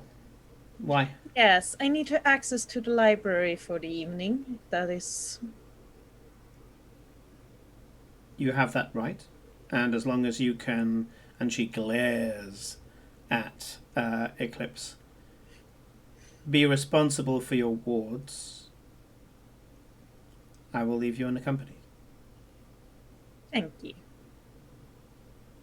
Seriously, I'll see you when they are dawn. your responsibility. Of course. I What know you the have to do rules. then? Inside out. Very well. Most of the university is available to you. There are a couple of great works currently underway that we need, for safety reasons, to block access to. Those should be evident. And I doubt that you'll need them anyway, as you don't know what's going on in those particular rooms. Yeah. Very well. You've I've- grown, Glory. And I don't just mean. I did get a few inches, but I get what you mean. It's been a lot, but I think it suits me. A lot of people questioned how you were playing the game, but it seems to be paying off. Why, if they're questioning it, then that just means I'm one step ahead. The biggest loss is she no longer can wear little like stiletto heels. Truly a tragedy. I'm sure some We sort all of must pay anklet our affair prices. will do. I'm sure that we can speak to some other female identifying members of the Black Dragon Flight and they'll have some tips for you. Anyway, come, embrace me. How do we do this with the wings? Don't worry, they slot pretty well, and Glory gives her a hug. She makes a point of hugging you to show that she's not afraid of a new form. Mm-hmm. So there's a little bit of a game in this, but there's a genuine hug to it as well. And there seems to be a very reserved, very conservative way of her saying, "I'm proud of you," but in a way that only you would identify. The others wouldn't get it. And she says, "Well, busy as always," and she heads back into the university with you guys in tow. Oh, and Auntie, Yes. did you know the pit fiends scream as they die? I beg your pardon. It was quite amusing to hear. I'd thought they would be used to the torment. I got the killing blow. I'm pretty sure I did. I can't remember. Actually, no, I think it was Aiden. I think it was Aiden, actually. Oh, the yeah. pit fiend. Oh, well, I'm the gonna say pit that fiend, anyway. yeah. I think either I didn't stabbed or shot it. I can't remember which one. You got stabbed it to the death. aboleth. Yeah. Well, yeah, because I remember I did it because we did the Feral Eclipse combo, so I got a really big hit. Oh, you in. got an insane amount of damage, but it reduced it down to like single figures. But it was Aiden that got the blow. Actually, it Let's wasn't not single take my figures. credit away. It was low double figures, but Aiden managed to get in the usual combo thing and get rid of it. Yeah. Anyway, We did good. she turns around and says, "A subtle brag, but one worth giving." And noted. I thought you Pit fiends scream as they appreciate die. Or at least the ones that fall foul of you. that. And Gorma said, yeah, over 100 damage in the opening hit by doing the Eclipse farewell combo. Yeah. It was a good one. But yes, I'll lead them into the library. Let's see here. Fiend genealogy. Before you should get be in through the built double in doors, because you said this C. straight away to her as she was going into the university, you Yeah. said, oh, Pitfin screamers, they die. As you try to get into the university, a tiefling dashes up the stairs, these large steps, and prostrates himself at your feet, hoping that you will recognize him. Do I recognize him? Oh no, by recognize him, recognize his existence. You don't know who he is. That's a strange Hello one. there. If I may be so bold as to address the glory of Frania with a request. Speak. You spoke of a pit fiend screaming as it dies. I wish to capture it. At which point he offers, as part of explanation, pulls out a brush. The guy's a painter. And you can see the way he jumped up from, he was a street painter. I would make a piece of art so wonderful, so evocative. We will call it The Scream. Only if we get us all in there. Of you giving the pit fiend the final blow, that and the pit fiend throwing its head back and screaming in pain, to show that even hell itself does not have dominion over Atel Zaran. It would be glorious. It would glorify you. It would glorify the great Frania, the Tezcatlipoca family as a whole. I would make it my greatest work, or by my life it would be forfeit. Lord, you can only Show say me yes one if you make it previous accurate. pictures. If you get us all in there, I'm game. I can send you some of my icons. Icons, they're like small pictures. They tend to be a sign of an artist's prowess, because going and doing fine detail on something so small is incredibly difficult with oil paints. Yeah, it and really is. He said, I can send you some of my icons, and then if you're pleased, if you would commission me. And by commission, in this case, it's give permission. Yeah. We should pay him. Yes, that sounds like a fair deal. I look forward to seeing them. He drags himself backward, his head still, centimeters away from the floor. He drags himself back out of your way and say, I thank you and apologize for wasting your most important time. No worries. It's fine. Make sure you get home safe. Come now. And I walk into the building. Sure. Okay. And you go in there, and this is somewhat of a museum, one of the probably the biggest museum in Atel Zaran. The museum is part of the university and vice versa. It's a giant campus that takes up around about 1/3 of the city, including all of the scholars and artificers and all the rest of it, who must stay within those areas to, make sure that they, have an eye kept on them, because rogue magic and all the rest of it. Not everybody has your privilege. Of course not. There is skeletons of great beasts, taxidermy pieces, a gigantic library. It's the aboleth on the private. I was going to get to that because you sent it to your former master. There are huge art galleries, which is one of the places you want to go to, because you are trying to look up the pit fiend that you saw. And you know that Observations Gallery, literally there was an observation Tezcatlipoca, long since dead, but the Gallery of Observation, or Observations Gallery, is where you want to go, and it is one of the largest collections of art in the whole of Scalra, never mind Atel Zaran.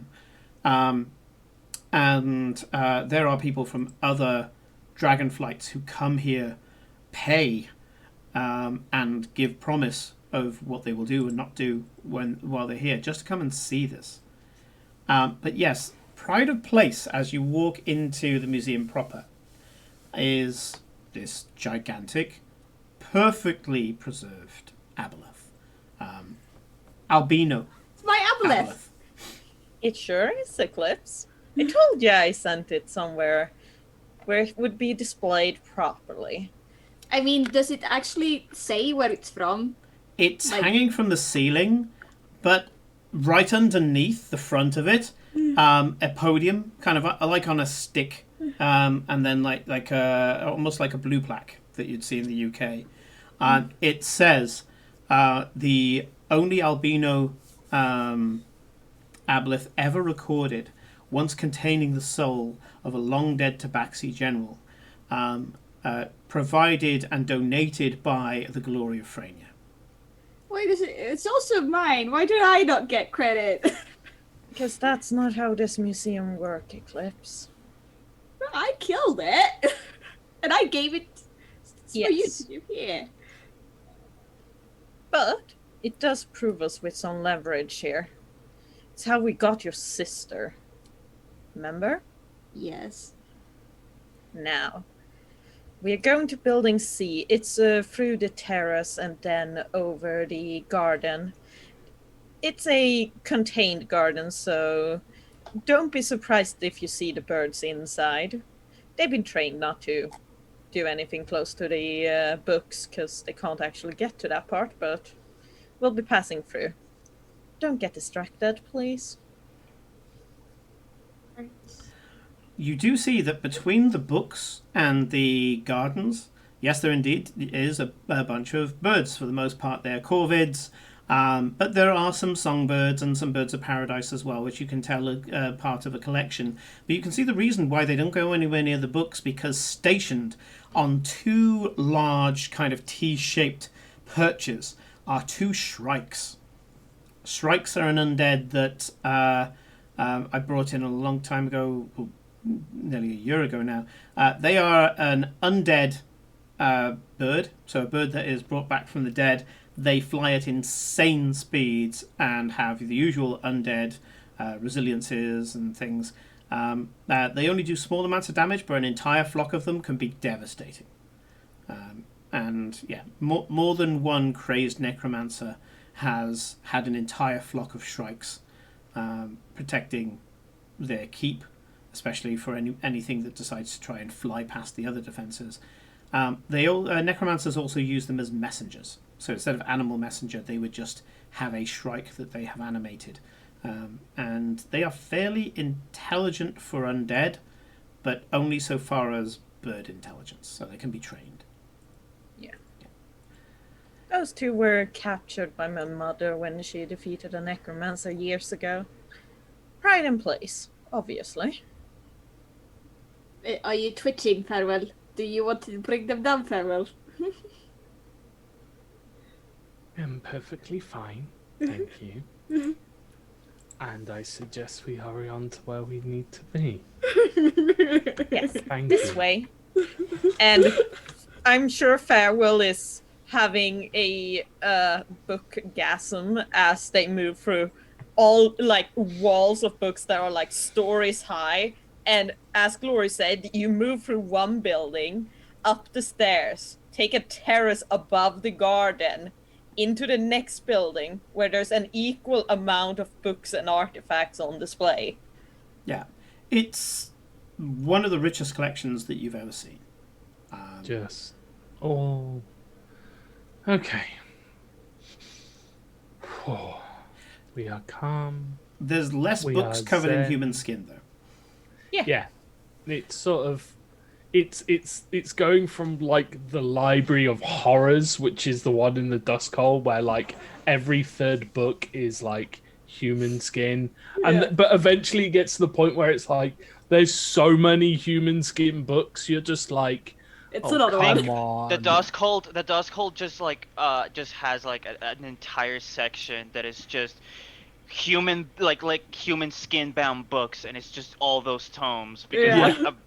like by that point like in their recovery of these things, they just run across so many of them. It's just like, you know, one lich does it once and it's successful, and then like every single one just has to copy yeah, exactly. behind. Like they're like, oh, now that I'm a lich, I need a proper like grimoire made with genuine human hide.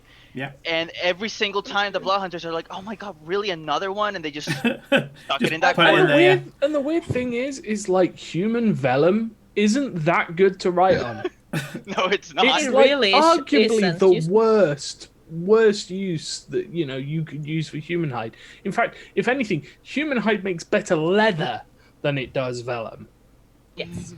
I still wouldn't Unca? recommend human leather, by the way.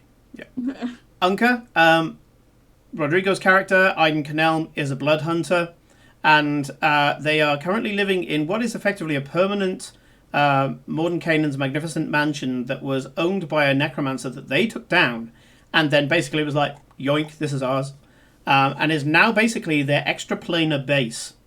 After their previous base was They trashed, along with about confiscate 2/3 of their family. books. I like to think that the Canal Blood Hunters, when they're not doing hunting, they're basically Illyria's version of the SCP Foundation, where like if they don't if they just take all the artifacts and books that they think, okay, if someone finds this, there is going to be like a portal to the abyss in like 2 days, so we're just taking this. Yeah. So that they collect a lot of the stuff, they confiscate a lot of the stuff, but also forbidden knowledge being that, especially the way that we've told it, the Blood Hunters are very Grey Warden-like, so they have forbidden knowledge just in case they need it to save the world, but that is the only reason they will use it, is to save the world. The only reason that Iden allowed these guys in is because they are literally looking up the architect who And wants to come and never snap the world, again. basically. Yeah. So this, in comparison, Farewell, there are treatises, there are journals, there are opinion papers, there are academic papers, there's everything university from after all. cantum poetry, which is mostly basically a very lofty and artsy-fartsy set of your mama jokes, to things like elegantly scripted Sylvanian tomes that have been written over hundreds, if not thousands of years of generations of High Elf. You can see just by the spines of the books alone all the different nations that these come from. They are heavily traded for, and you have a feeling that there's Atolzaran agents that are sent to lots of other countries, trusted ones obviously, that are sent to other countries just to acquire this type of stuff.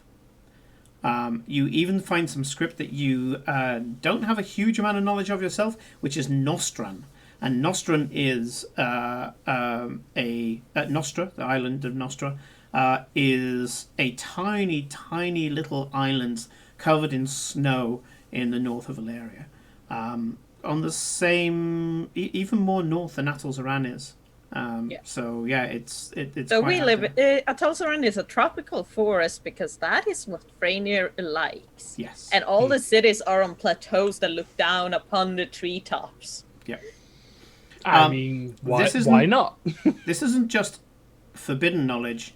The super forbidden knowledge is in the Dust Cult. This is a lot of general forbidden or frowned on knowledge, and then everything else as well. And you can see It's subjects, just a everything collection from... of knowledge. Yeah, I mean, as I say, you're seeing sections on poetry, art appreciation, art technique, and then art review.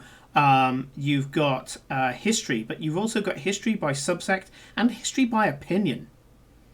So, there is a section which is history, Meridian opinion, history, Vardencore opinion, and then true history, which is the Scalran opinion.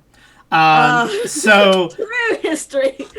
yeah, it's Here we have vast. Meridian propaganda. Here we have Vardencore propaganda. Here we have Scouron propaganda. It's the real one, I promise. Yeah, yep, absolutely. So yeah, Nothing fake there. it's huge, absolutely huge, and you can absolutely see that the second building that you've moved into was basically the library having to expand into another building. And looking at the differences in architecture, this building was built afterwards, so they built this building bespoke. And then you get to the gallery. There is a scholar pleading with the guards to get in, saying, "No, I don't believe I fully got the essence of what was there yesterday. I beg of you, I need to go in today." And at which point the guard says, "Your docket was for 1 day. You'll need to reapply." "That'll take months. You know that I was given permission. I didn't even spend all day there. I was overwhelmed by what I saw. Please, I just need to go in. Please, I need to take one more look, just at one picture. One picture, that's all it is. I know that you guards are allowed to accompany somebody in, I'm asking just for a small amount of time. I shall be, and he looks with a knowing look, most grateful. The guard looks and says, "What are you insinuating, sir?" "I'm insinuating that this poor humble scholar will be forthcoming with his gratitudes for allowing me to finish my paper and submit it to Insight." The guard goes, "Fucking apply."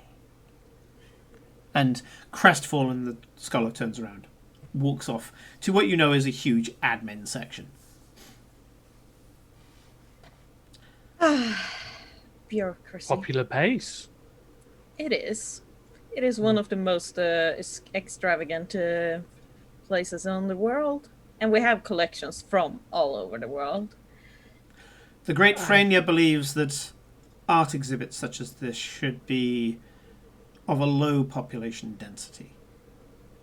Only a certain amount are allowed to be in there at any one time. Indeed.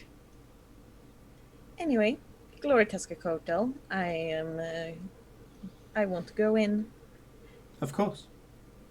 He opens Thank the you. door. No problems at all. Come now.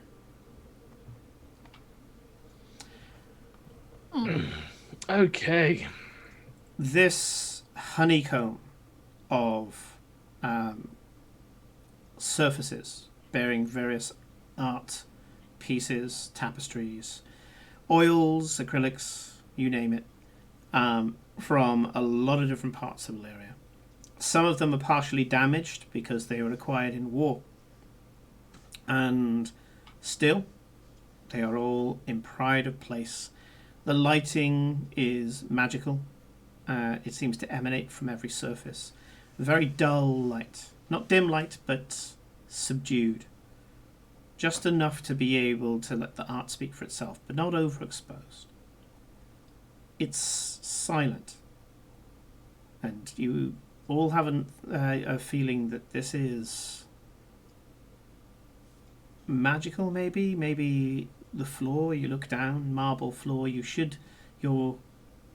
shoes should click-clack on this marble a little bit, but it's completely subdued. And there's this, I don't know, this feeling like you're underwater, your ears very slightly full, and you have a feeling there's some sort of noise suppression.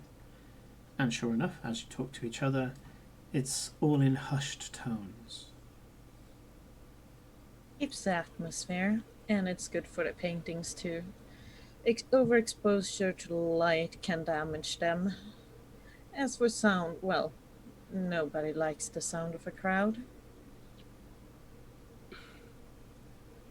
I believe I'll be honest. Yeah, sorry, go on. You know what? No. Go on. Speak your mind. It's refreshing. I like the University of Ostergold much better. I mean, there's always so many people, they're talking about it. I'll be honest, most of the stuff I don't understand, but there's a vibrancy to it. Why Place is is it See the beautiful. halls then. They are in building F. There are Yeah, certain. but even in the library, there's a pulse. Here, it's beautiful, but it's sterile. Yeah, and this. Heartless. Why do you arbitrarily restrict how many people who can go in? Because It's a control thing. yeah, It's just it is control, and the amount of people restrict. If you restrict the amount of people, you can also control it better. If a piece gets stolen, you know exactly who has been there at what time. The guards do sweeps in between letting people in here. And you also The guards, limit of the about- course, are made invisible as they do so that we can keep the pensive atmosphere that we intend to have as part of this wonderful collection. When was the last And- time you unclenched your arsehole? And yeah, that got that stick out of your ass. as you turn around, you see a slightly offended, nose turned up Phobble. He says, I see that you're guests. In some demi-plane somewhere, Aiden feels a weight off his shoulder. I made the right decision. Yeah, there's a whole there is a karmic balance that I did not expect to feel. Where that's come from? Oh well. The Furbolg says, the collection is rather large. Is there anything in particular I can direct you to? No, I know where I'm going. You may continue with your work. As you wish, madam. I shall go and remove the stick from my arse. Good job. Do that. The Furbolg in robes turns around and walks away with the same kind of slow, lumbering gait. Rather tall being. You know, if it wasn't for the fact that I could guarantee he was wearing slippers, I would have asked you to tie his shoelaces together. Oh, I could do it from here. Yeah, but the problem is, like I said, he's wearing slippers, so he's probably got no laces to tie. And also a Furbolg wearing velvet gloves. Just, we are I think- strangers in a strange land. I think this atmosphere would be much more tolerable if more people could tell people to get their stick out of their arses, because they would be so much better, because everybody got a stick up their arse here, and it would be great if everybody To could be do fair, this. there are people who sticks up their arse at any university. Oh, yeah. Yes, everywhere, but this yes. place, in this entire city, everybody does. Everybody's so high and mighty, it's like, oh, I am the bestest. Oh, No, I trust am me, the they're bestest. not. They're acting like it because that is how they survive. Now Yeah. the fiend section is over here. Thank you. Yeah. Also, if you anything that you may have when it comes to, you know, the magic. You Okay. know. Mm-hmm. Yeah. I know where we're going, Farewell. Don't worry. Okay. Good. I had my access to the restrictor section given when I was 8. Ow. Wait, I don't want to know. Yeah, there was probably some dance and or honor jewel that had to go along with it. It's that kind no. of place. Or just, like, signed away your agency for, like, a month or something. Sold yourself into slavery. Something like that. I mean, you can't really throw that stone when you were seriously considering getting somebody else to sacrifice their soul so you could get the answers you wanted from a devil. No. I never did that. I asked No, what- you didn't get the opportunity to. There's a difference. And I went to talk to you about it, what our options were. I didn't immediately go and summon it myself, which I could have done, sir. I'm going to go to Golori because she will agree with me and she will think summoning a devil is a good idea. No, I asked her why we should ask her for her opinion too. I pop out one of like the farewells, but like this time I like make a mini eclipse, and like I have the mini eclipse just sort of like prance around, just like in a mocking like eclipse like way, and just have her like just going through the going, I'm eclipse, look how special I am, just like that in front of everyone, just in front of the group. Is it bad that I'm feeling sorry for Glory at this point? Glory's like, I bring you into my home and this is how you behave.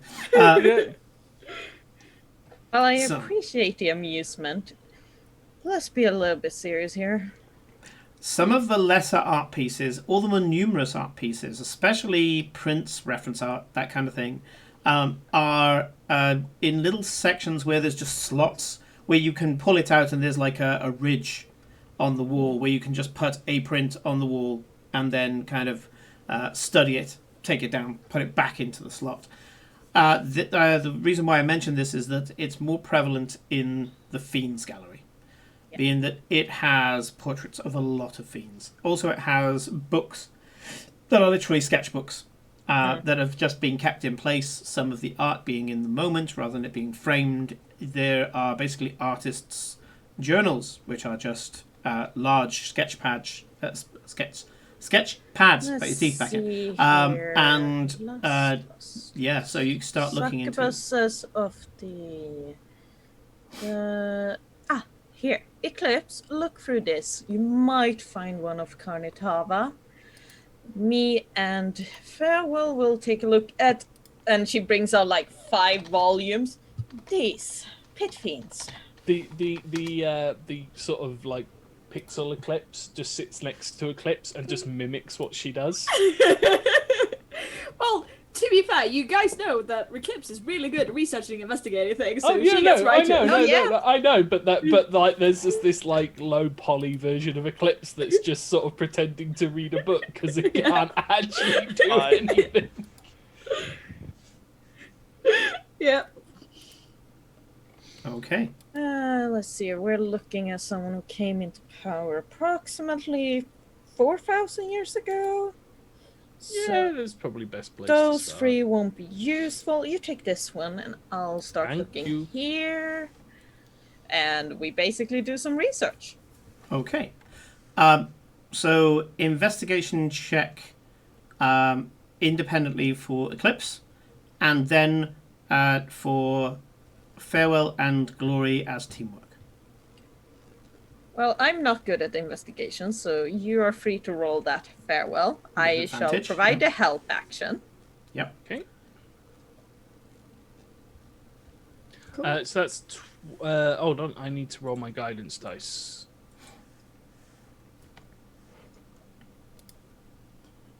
So yes, am I 25 with advantage. Okay. You get a bunch that you think are your rogues gallery, and you set them out on the floor. Even you're with a member of the local royalty, for fuck's sake, and you place them on the floor. And between the two of you, you go, "Sure, it was that one." There's a few pit fiends that look buff, but looking at certain bits, the orientation of his horns, it doesn't have the senator's seat that he was on, but you know, this one is of him standing, fighting the blood war. It almost looks like he posed for it, as well. Obviously. So this is an artist that may have gone to hell to get this commission, and underneath it says Barakhymos. Barakhymos.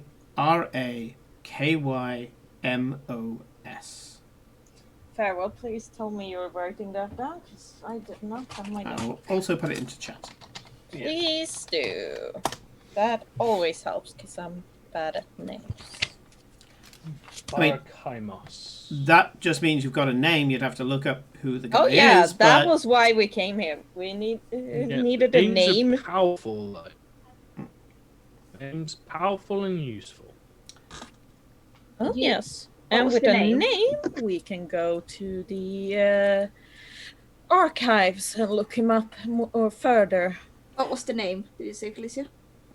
Barakhymos. Barakhymos. It's in the chat.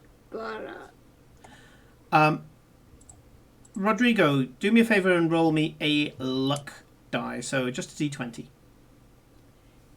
Did you want an investigation check from me, 8. Simon? Thank you. Yes, I need one from you as well.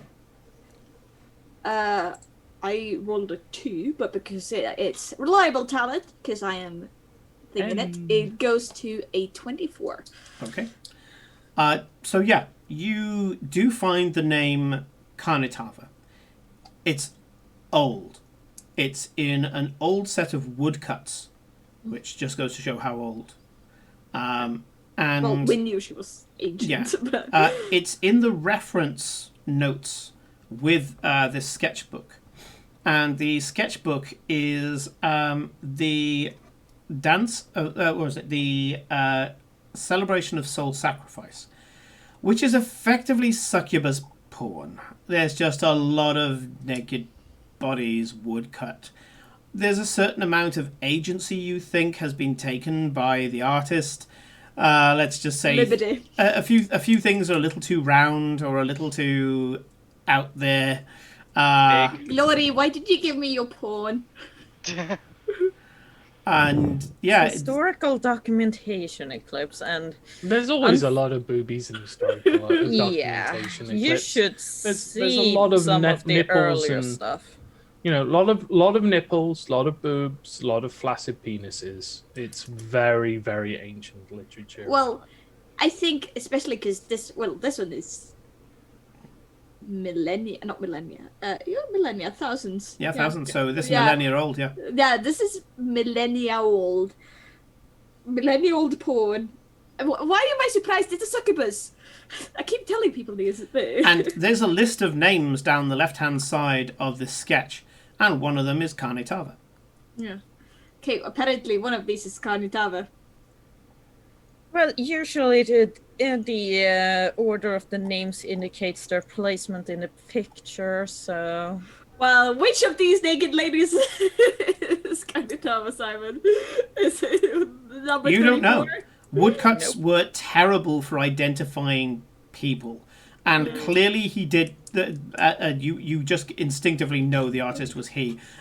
You know that he probably spent more time on the bodies than he did on the faces. Yeah. So Again, that's this is... And that's what gives it away that it's a he. Yeah. There's Yeah. too much focus on those. Not only things. that, but all the women seem to be standing on their tippy toes, like they were supposed to be wearing heels, but they're not real. But they aren't. Oh, and they've got that terrible like '90s comic book bit As your where, pose, like, yeah. where like their spines bend in like impossible angles, and And So what you're really telling round me- boobs. yeah, So and what all you're their telling me proportions is are that this fucked up. historical document was drawn by Rob Liefeld.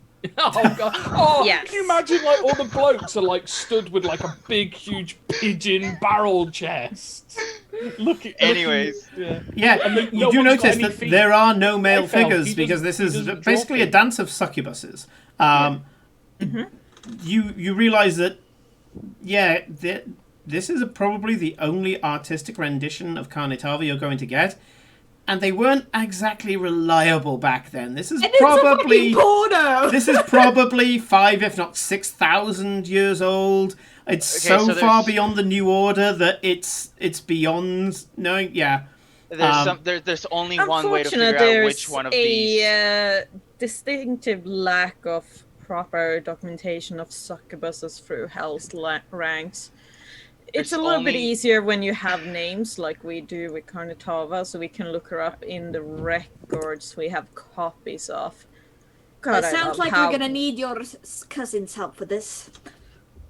Not necessarily. We have the records in the Tezcatlipoca only section of the libraries. Why do you feel the need to withhold the knowledge? Well, we will withhold the knowledge that can be used against us. Or Well, isn't by that- us. But that is another thing entirely. Isn't that like the entire... I think we're done here. We got 2 names and we can look them up in the other archives. As you're walking out, you do notice that this kind of ibis-horned tiefling, certainly not a Tezcatlipoca, is waiting by the side to clearly go into the same section that you are going into. He's wearing an Arcanist's robe, and as he sees you stepping away from the Fiend's section of the gallery, he bows his head and backs himself right up against the wall for you to pass. We have plenty enough space. You don't need to... I really wish you would It's stop doing that. respect. Come now. This way. Respect, it's fair. It is respect, child. You'd be surprised how close that line is sometimes. But we're not being rude. Come on. Thank you. Thank you for your kindness. You're welcome, sir. As are you, Gloria Freynia.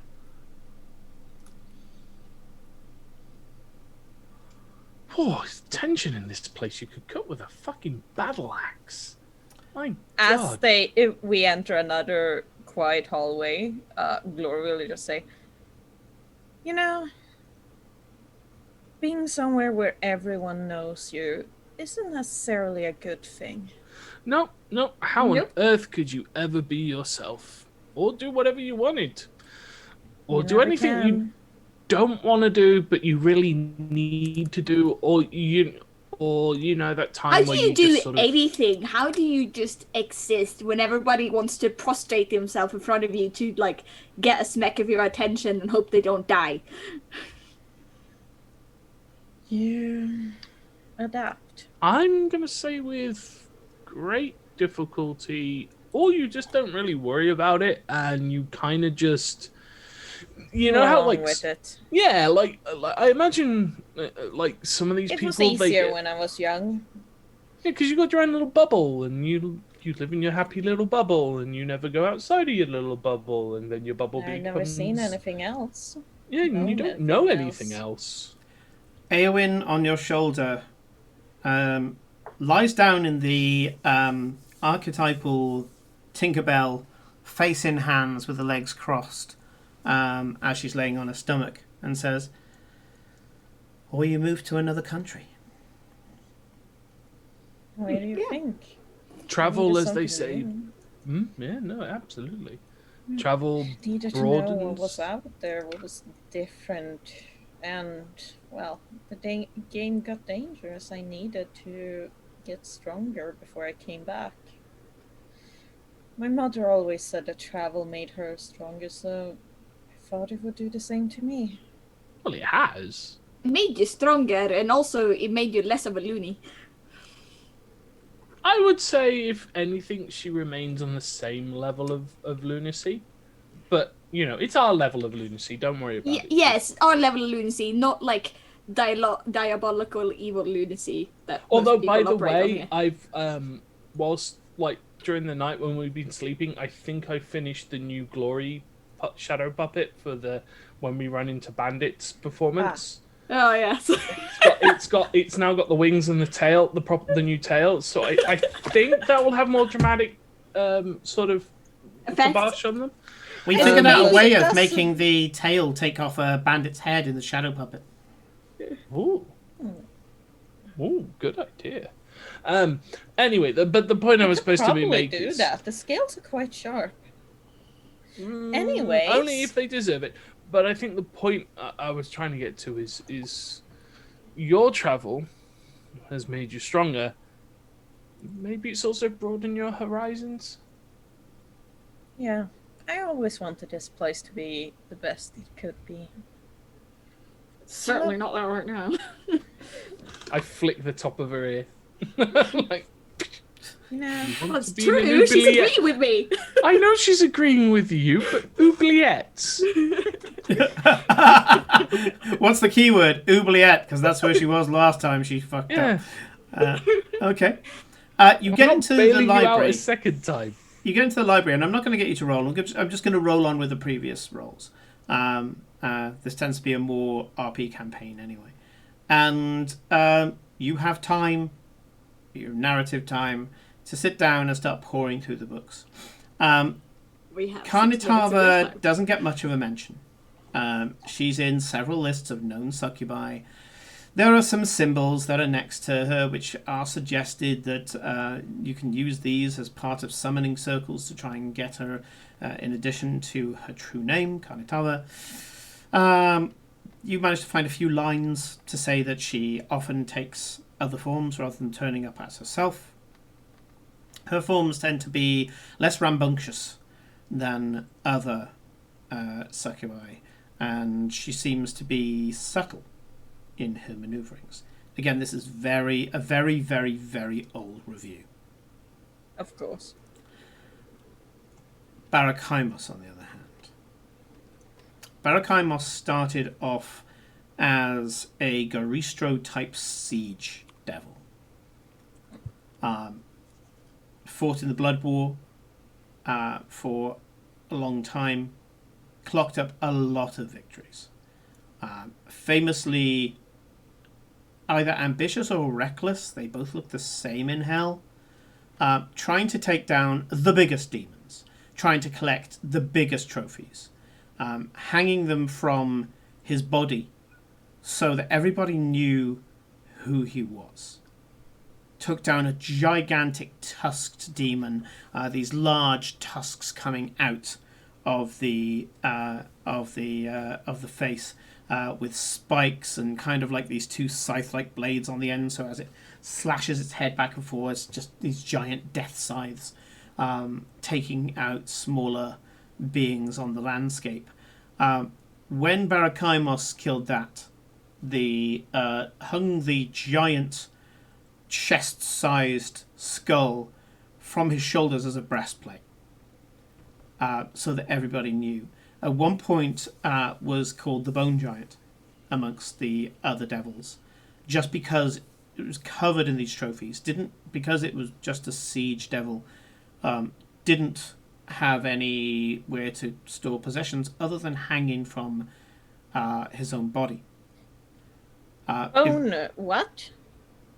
The Bone Devil. The Bone Giant. Bone Giant. Just a nickname that the other devils gave him. Eventually was recognized by the generals as what they needed on the front lines, and was promoted to a frontline general in and of himself. At which point started to mutate, as you do in Hell when you gain power, souls, all the rest of it. Started to stand a little taller, a little stronger, wings sprouted from the back. Started looking more and more pit fiend as he went along. Eventually declared himself in his own right a lord, not a duke, but a lord of Hell, and took his army for himself, largely because of two things. The general that he was under fell from grace, and rather than falling from grace with the general, openly badmouthed the general and disobeyed him, which you can do to a certain extent. It was the equivalent of saying that the general was unfit for duty, and immediately went and dotted lined himself under another general, a very powerful general, one that was very much in favour, and said, I will work with you but not for you. That general accepted it for a certain amount of time before, in his own ambition, turned to Barakaimos and said, look, stop fucking about. You're associated with me. We're good for each other. I am your master. Barakaimos ended up wearing his head around his neck, thereby becoming a general of one of the largest armies in the Blood War. Blood War still continues. Barakaimos is still the general, spends a lot of time on the front lines, but for the most part has a stronghold within one of the planes of Hell. Can jump between the two at will, simple teleportation, is now absolutely gigantic. And brimming with power, has a number of different sources of souls, has his own harvester league, who takes the souls that end up in Hell, and farming them for their own good. The equivalent of being a billionaire in Hell. It seems that these collections of names, and the more we know about them, will be quite useful to prepare your little lead tablet. Glory. Why, of course. Names are a wonderful thing. It's why they're so secretly guarded. Many devils don't give you their name as they know it will give you power over them. Which is why Atal-Zaran has them. Yeah. They want their people to be able to deal with them. Simon, is there anything in this library that covers off the whole turning yourself into a living key, splitting yourself into multiple pieces? Oh god, yeah. Lots of different things. Oh yeah. Anything around here that talks about prying inside of one of these things without necessarily opening it up?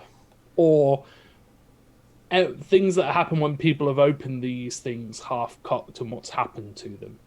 The gorier the better. I think I know where we could have a book on that, but... So Glory can take you to the section. The way you can do this is manifold. Everything from literally plugging yourself into a living door. No, thank you. To kind of Horcrux type shit. which is the closest that you can kind of get if with your current theory on this. You don't find exactly what you're looking for, as in, oh, here's how she did it. It's more that it tells you the general theory and that everything around that theory will work if you have enough power. Which we think she would have. Well, she was a powered-up succubus. She was also a scholar of some renown because she was quite learned. And It if would anything, be she could possible have that drawn on she his love. mixed fiendish magic with mortal ones to create these, which would make fall sense. under. I suppose we could cross-reference into fiend magic and the act of claiming someone's soul. Arcana check, and I'm going to go with advantage for one person because this is a team effort. Go for it, Glory. You've got the better arcana than me. And I will allow guidance in this case as well because you're Okay, actively brilliant. doing it. Cool, and you can take your guidance. That's your D4. E. We might, if we get this right, Eclipse, be able to look inside of one of your pots and find out what's in it. Ah, What would be really hilarious if we open one of those spots and it's like an expired coupon to like some With restaurant. guidance, do I roll 1d4 for both of them? Just the one. Yeah, just roll a d4 and add it to it. It's the d20 you roll twice. All other dice that you add to it, you just roll once. Is afterwards.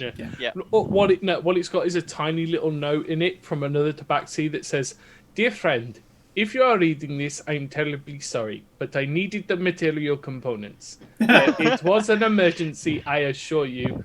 I will replace them as soon as I can. Thanks." There's some cigarette butts, burned out Christmas lights. There's a mummified mouse in it. Yeah.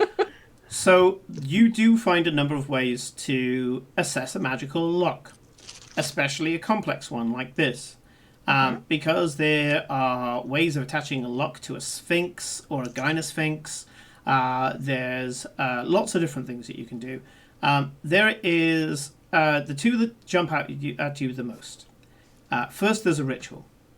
It does recommend use things like legend lore and all the rest of it to try to divine anything that anybody might know about it. But if all else fails, there is a ritual by which you can put your own will against the lock. It does turn around and say that you have to be very, very careful about this because the penalties for not keeping your mind together whilst you do this are severe.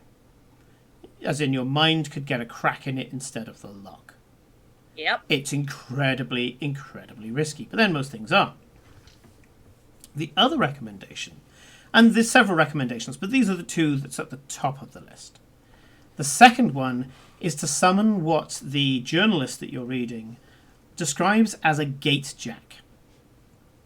A gatejack is a form of summoned creature, an aberrant, and it loves riddles and complexity and unraveling of chaos.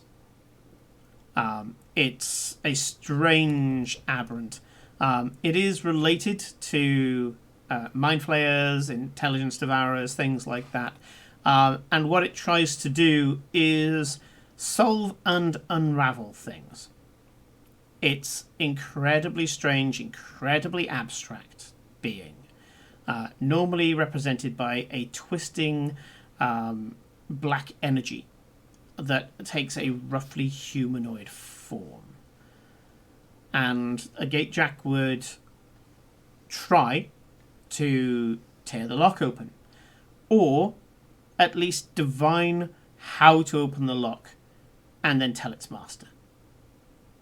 It's basically the ultimate lockpick. And you don't have a tabaxi rogue who can actually pick it. Yeah. Or if the lock is magic. Or like how I like to could. think about it is like the skeleton key from the Elder Scrolls. In like it can open literally anything. It doesn't have to be a door. Full on. We're talking full on Daedric shit. Yeah. I mean, we could make it. We have the Enchantress who can do the magical bit. We know a very good smith who can make the physical bit.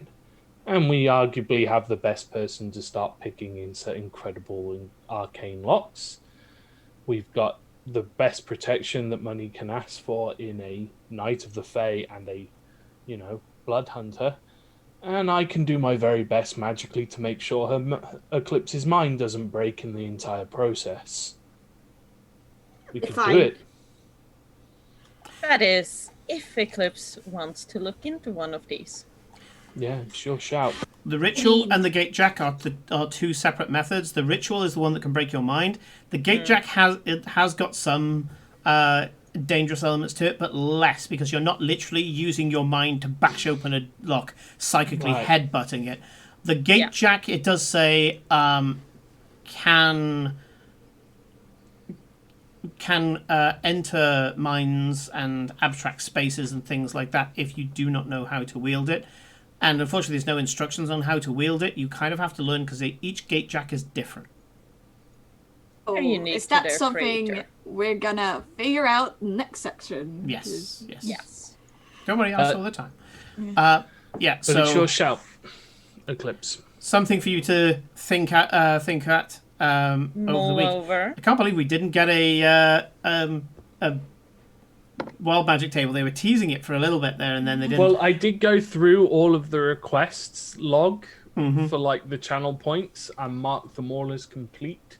So it might be that I've wiped out a load of their channel points, so they are having to accumulate. Oh no, the channel points gets used as soon as you click it. It's so fine. It's not Yeah, like it's fine. even if it doesn't.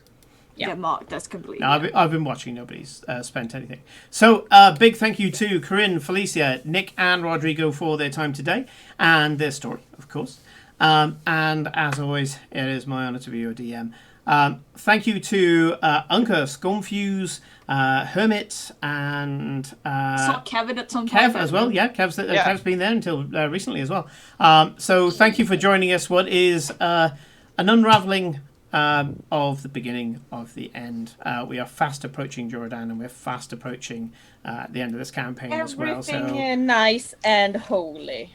But we'll be wrapping up a lot of personal storylines and having some big epic battles, which I'm hoping will meet expectations. So we are going to raid. Now, I did see coming up a fantastic streamer, and I'm hoping that she's still on. Let me just check. Or has she gone to bed? Nope, the hot whiskey has eluded me once again. So instead we're going to go over to Classy Librarian, because I'm in a big Don't Starve Together mood. And so let's join her as she's in the constant. And I don't know if she's playing any of the new content, so I'll be interested to see. There's a new fairground that's being run by birds. That's we will go in with that. the summer thing. Yeah, it was either that or Punkle Nix, because again, he's a beautiful soul. We're going to raid Classy Librarian, and we will see you on Monday night when Ed will be continuing. No, I think I'm getting that wrong. I don't think he's doing it this week. No, it was last week that he didn't do it. So yes, we'll be joining Ed and the crew for Numenera on Monday. How many sessions are there in? I think they're just going now. Originally it was going to be a shorty, and now they're just Yeah, I can going tell. at it. Yeah. They're just doing a saga now. They're not doing a saga. They're doing Numenera. And Numenera twists and turns like you wouldn't believe. Your intentions. No. Yeah. That one shot, like I feel like I barely scratched the surface of that system. I am still going really to so hound weird. Yeah. Ed until the end, fantastic. till the ends of the earth, so I can get into another Numenera game. Yeah, my favourite one they had is that they had to collect whispers, and the second that you whispered the whisper to someone else, you forgot it. So only one person could remember the sentence. So it was like a tangible sentence that literally left your mouth and entered somebody else's head. And I was like, That's some real fucking Fallen London bullshit. I love it. Weird. Anyway, let's go. Yeah, we're going to head out now. Good night, everybody, and have a fantastic weekend. Night, everyone. Night.